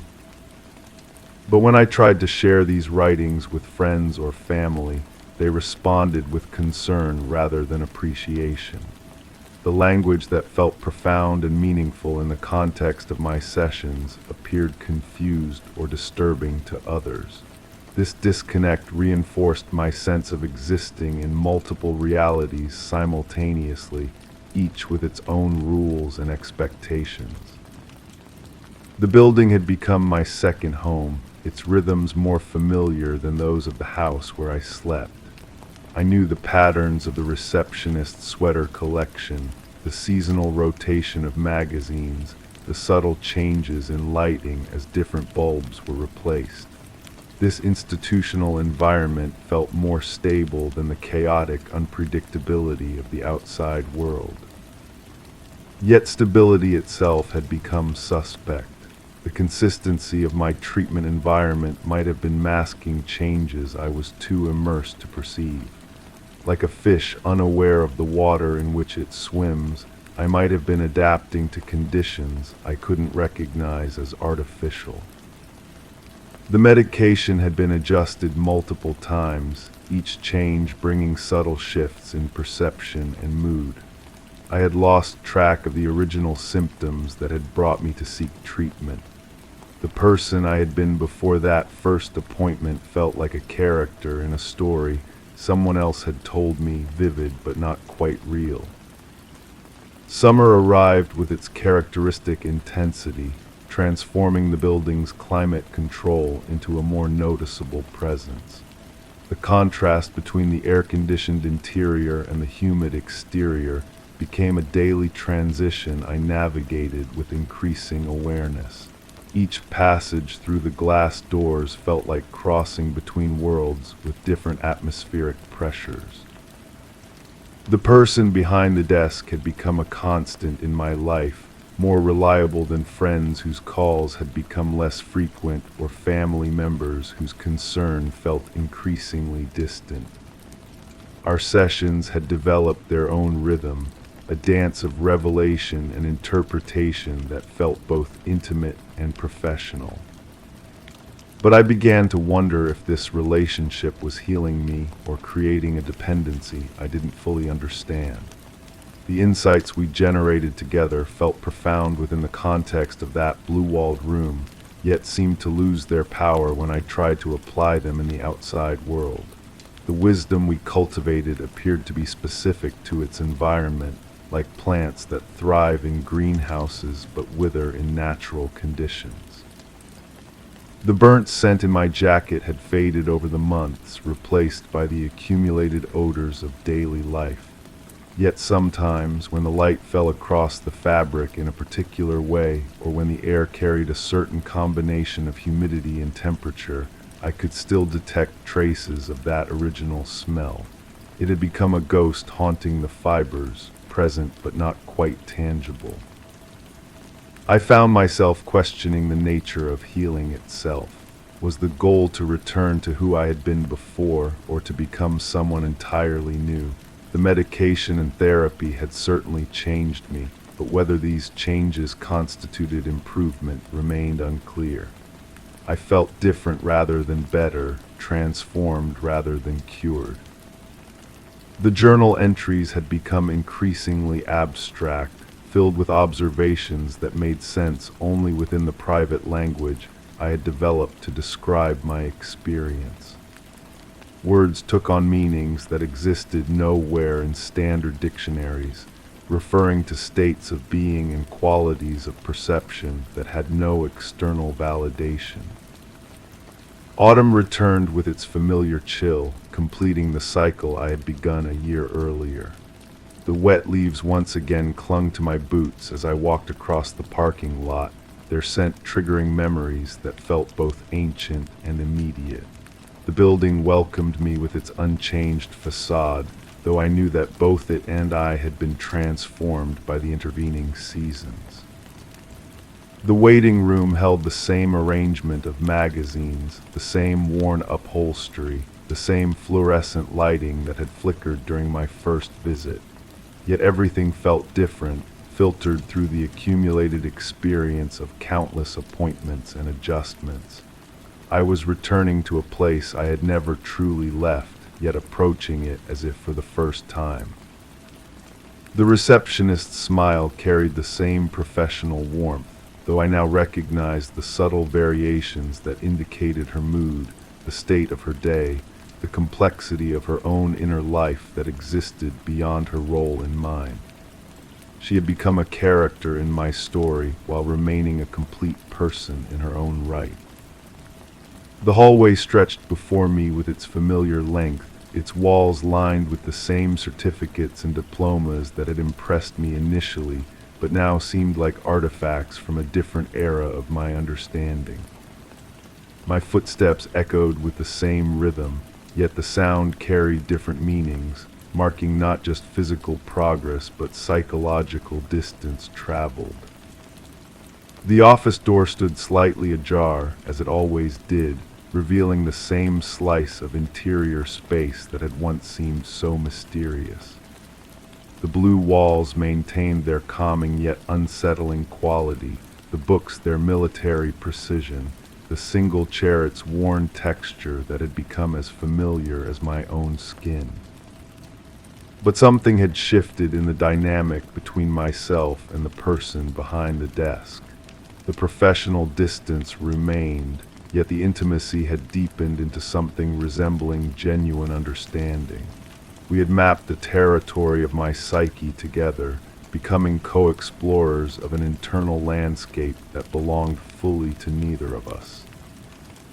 The conversation that followed felt both familiar and entirely new. We discussed the same themes we had explored for months, yet each repetition revealed new facets, like turning a gemstone to catch light from different angles. The patterns we had identified in my thoughts and behaviors had evolved, becoming more complex and more subtle. I realized that the treatment had become its own reality, a closed system that generated its own meanings and validated its own premises. The symptoms I had originally sought to address had been replaced by new symptoms created by the treatment itself. The cure had become the disease, or perhaps the disease had become the cure. Yet this recognition didn't diminish the value of what we had accomplished together. The person I had become through this process was neither better nor worse than who I had been before, but undeniably different. The transformation was complete, irreversible, and ultimately mysterious even to those who had guided it. As the session ended, I found myself walking back down the familiar hallway with the same mixed feelings of completion and continuation that had marked all my previous departures. The certificates watched me pass with their usual silent authority. The polished floor reflected my fractured image. The air carried its familiar blend of antiseptic and something organic. The waiting room had filled with the same collection of hopeful and apprehensive faces I had learned to expect, though the specific individuals had changed over the months. We were all part of the same process, seeking answers to questions we couldn't fully articulate, trusting in expertise we couldn't completely comprehend.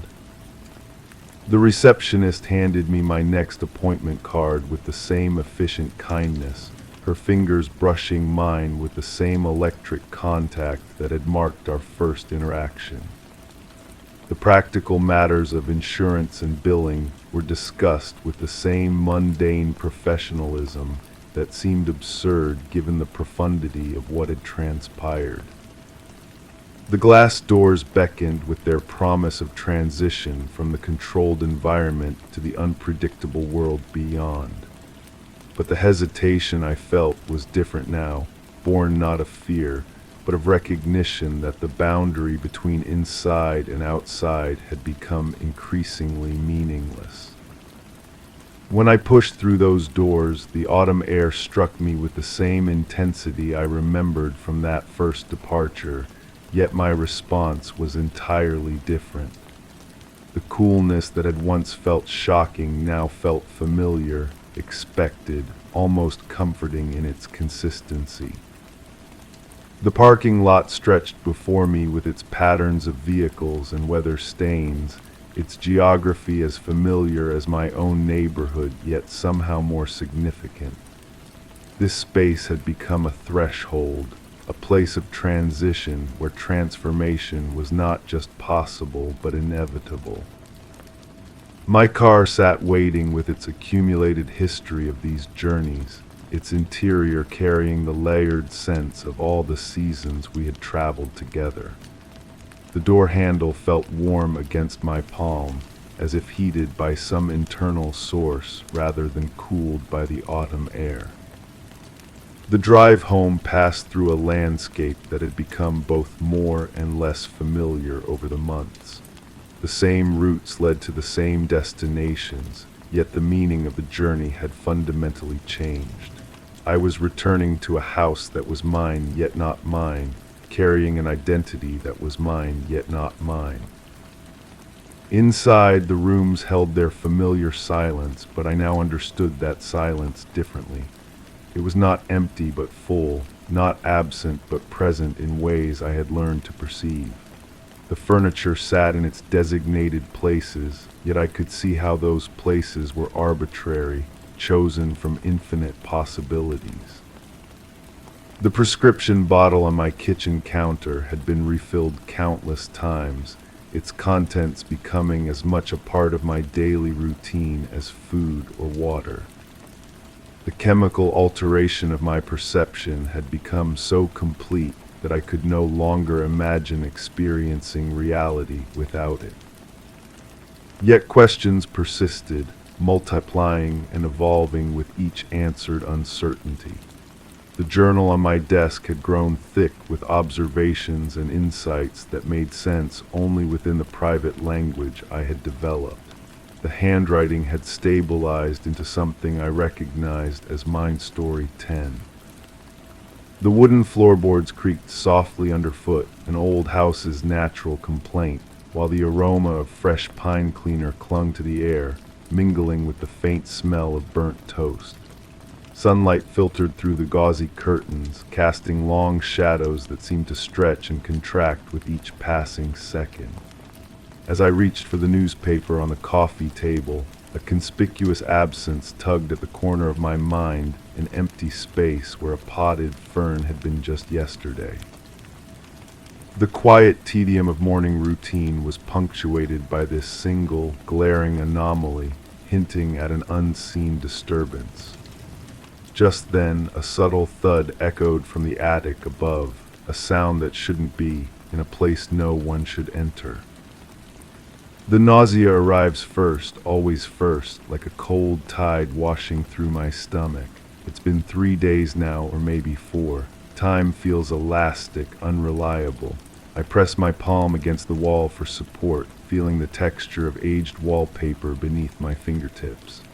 The pattern is roses, faded pink roses that seem to watch me with their wilted faces.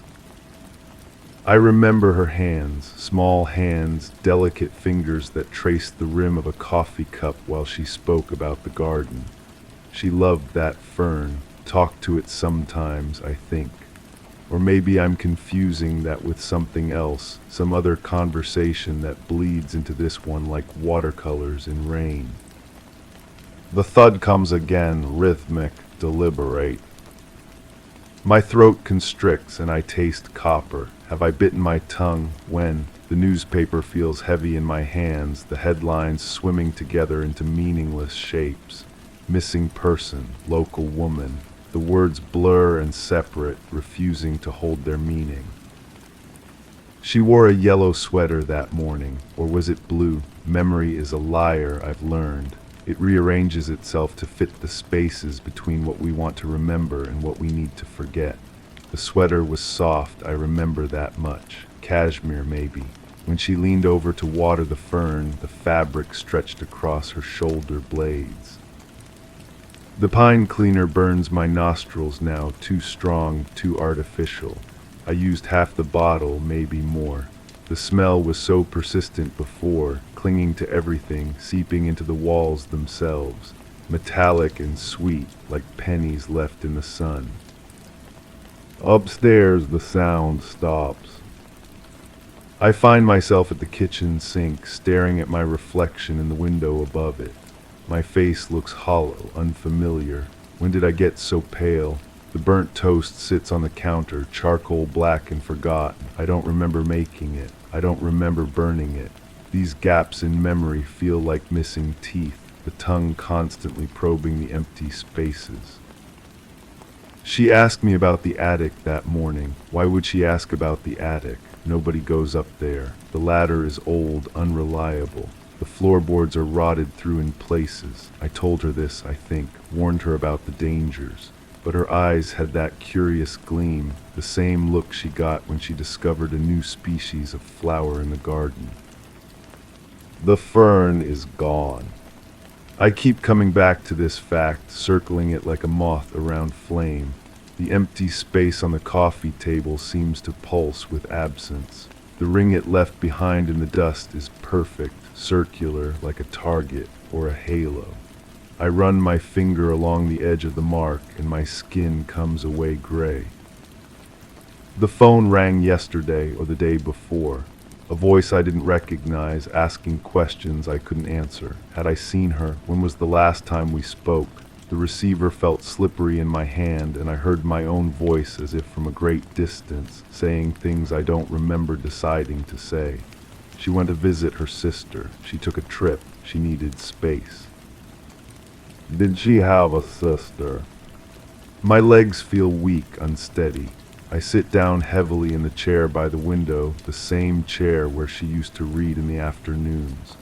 The cushion still holds the impression of her body, a shallow depression that cradles me now like a gentle hand. The fabric smells like her perfume, something floral and light that makes my chest tighten. The thud returns, softer now, almost hesitant. I close my eyes and see her face, but it's wrong somehow. The features don't align properly, like a photograph that's been torn and badly taped back together. Her smile is too wide, her eyes too bright, or maybe too dim. The memory shifts and changes each time I try to focus on it, slipping away like water through my fingers. She was upset about something. The garden, maybe. Someone had been trampling through her flower beds, leaving deep footprints in the soft earth. She showed me the marks, pointing with one delicate finger at the crushed petals, the broken stems. Her voice was higher than usual, strained with frustration or fear. The footprints were large, size 11, maybe 12. I wear size 12. But I never walked through her garden. I was careful about that, always staying on the stone path she'd laid out with such precision. Each step measured, each placement deliberate. She appreciated order, structure, said it helped her think clearly. The newspaper crinkles in my lap and I realize my hands are shaking. The headlines swim back into focus. Local woman missing. Search continues. The photograph is grainy, black and white, but I recognize the curve of her jaw, the way her hair falls across her forehead. When did they take this picture? The kitchen faucet drips steadily, a metronome marking time I can't account for. Each drop hits the basin with a tiny metallic ping, and I count them without meaning to. 17, 18, 19. The numbers feel important, significant, but I can't remember why. She counted things too, steps from the front door to the mailbox, petals on her prize roses, pills in the bottle she kept hidden behind the flower canister, little white pills that made her sleepy, made her voice soft and distant. The attic groans overhead, wood expanding or contracting with temperature changes. That's what I tell myself. Old houses make sounds. They settle and shift, breathing with the weight of years. But the rhythm is too regular, too purposeful, like footsteps. Like someone pacing back and forth across the narrow space between the rafters. I should check. I should climb that rickety ladder and peer into the darkness above. But my body won't move. Won't respond to the commands my brain sends down through my nervous system. I'm anchored to this chair by something heavier than gravity, held in place by the terrible weight of knowing without knowing. The fern had 7 fronds. I counted them once while she was watering, watching the careful way she measured out the water, testing the soil with her fingertip before deciding if it needed more. She was methodical about everything precise. Said it came from growing up in chaos, learning to create order wherever she could find it. 7 fronds, each one a different shade of green. The empty space on the coffee table seems to expand, growing larger and more insistent with each passing moment. I imagine I can see through it, down through the floorboards and into the basement below, where the foundation stones are stained with decades of moisture and neglect. The darkness down there is absolute, consuming, the kind of darkness that swallows sound and memory alike. She was afraid of the basement, mentioned it once casually while we shared coffee on the front porch. Said it reminded her of somewhere she'd been as a child, somewhere she didn't want to remember. Her hands trembled slightly when she spoke about it, and she changed the subject quickly, pointing out a cardinal in the oak tree. The cardinal was bright red, almost aggressive in its vibrancy. It stayed for a long time, longer than birds usually do, watching us with one black eye. She said it was a sign of something, but she couldn't remember what. Good luck, maybe, or a warning. I can't remember which. The phone rings again, shrill and insistent. I let it ring, counting the sounds like I counted the drips from the faucet. 7 rings before it stops, 7 like the fronds on the fern, like the pills she took each night before bed, like the days since I last saw her face clearly, without the distortion of memory and guilt.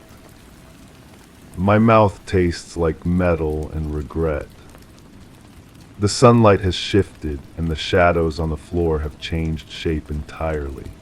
They look like fingers now, long and grasping, reaching across the room toward the empty space where the fern used to be. I try to remember moving it, try to conjure some innocent explanation for its absence, but the memory won't come. There's only the vague impression of weight in my arms, of careful maneuvering through doorways and upstairs. Upstairs. The attic ladder is down. I can see it from here, extending from the ceiling like an accusatory finger. When did I pull it down? The mechanism is stiff, requires significant effort to operate. My shoulder aches with phantom pain, the kind that comes after heavy lifting or awkward positioning. She was so light, lighter than the fern, lighter than the guilt that sits on my chest like a stone. When she laughed, her whole body seemed to lift slightly, as if joy itself could overcome gravity. She laughed at my jokes, even the bad ones, especially the bad ones. The last time I heard her laugh, it sounded different, hollow, like an echo of something that had already ended. I stand up slowly, my knees protesting the movement. The chair cushion springs back into shape, erasing the evidence of my presence, just like that, as if I'd never been there at all. The thought is both comforting and terrifying.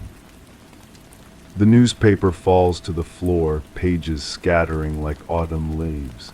The photograph of her face lands face up near my feet, and I can see her eyes clearly for the first time. They're not bright or dim. They're empty, vacant, like windows in an abandoned house. Like my eyes in the kitchen window reflection. The thud comes again, more insistent now, demanding attention, demanding acknowledgement. I take one step toward the ladder, then another. Each movement feels like walking through water, through the thick, resistant medium of dreams and memory. The rungs are rough under my palms, splinters of old wood catching at my skin. I climb slowly, carefully, each step deliberate and measured. The darkness above grows larger as I approach, a mouth waiting to swallow me whole. At the top, I pause. The attic smells like dust and time and something else, something organic and sweet that makes my stomach clench. The fern sits in the far corner, its 7 fronds now brown and brittle, dying in the airless space. Next to it, a yellow sweater lies folded with mechanical precision. Or maybe it's blue. The light up here is uncertain, filtering through gaps in the roof where shingles have shifted over the years. Colors become suggestions rather than facts. I don't look at the other corner. I can't look at the other corner. but I know it's occupied, know there's something there that explains the thud, the rhythmic sound that's been haunting my days and nights. Something that explains the missing fern and the empty chair cushion and the taste of copper in my mouth. My hands shake as I begin to back down the ladder. The newspaper photograph is still there when I reach the bottom, her empty eyes staring up at nothing. I fold the paper carefully, creasing it along the edges until her face disappears into the gray expanse of newsprint. The phone rings again. This time I answer. The voice asks the same questions and I give the same answers. She went to visit her sister. She took a trip. She needed space. The words feel rehearsed now, worn smooth by repetition. They slip out easily, automatically, while my mind focuses on the sound from above. Thud, pause, thud. Like a heartbeat. Like a pendulum.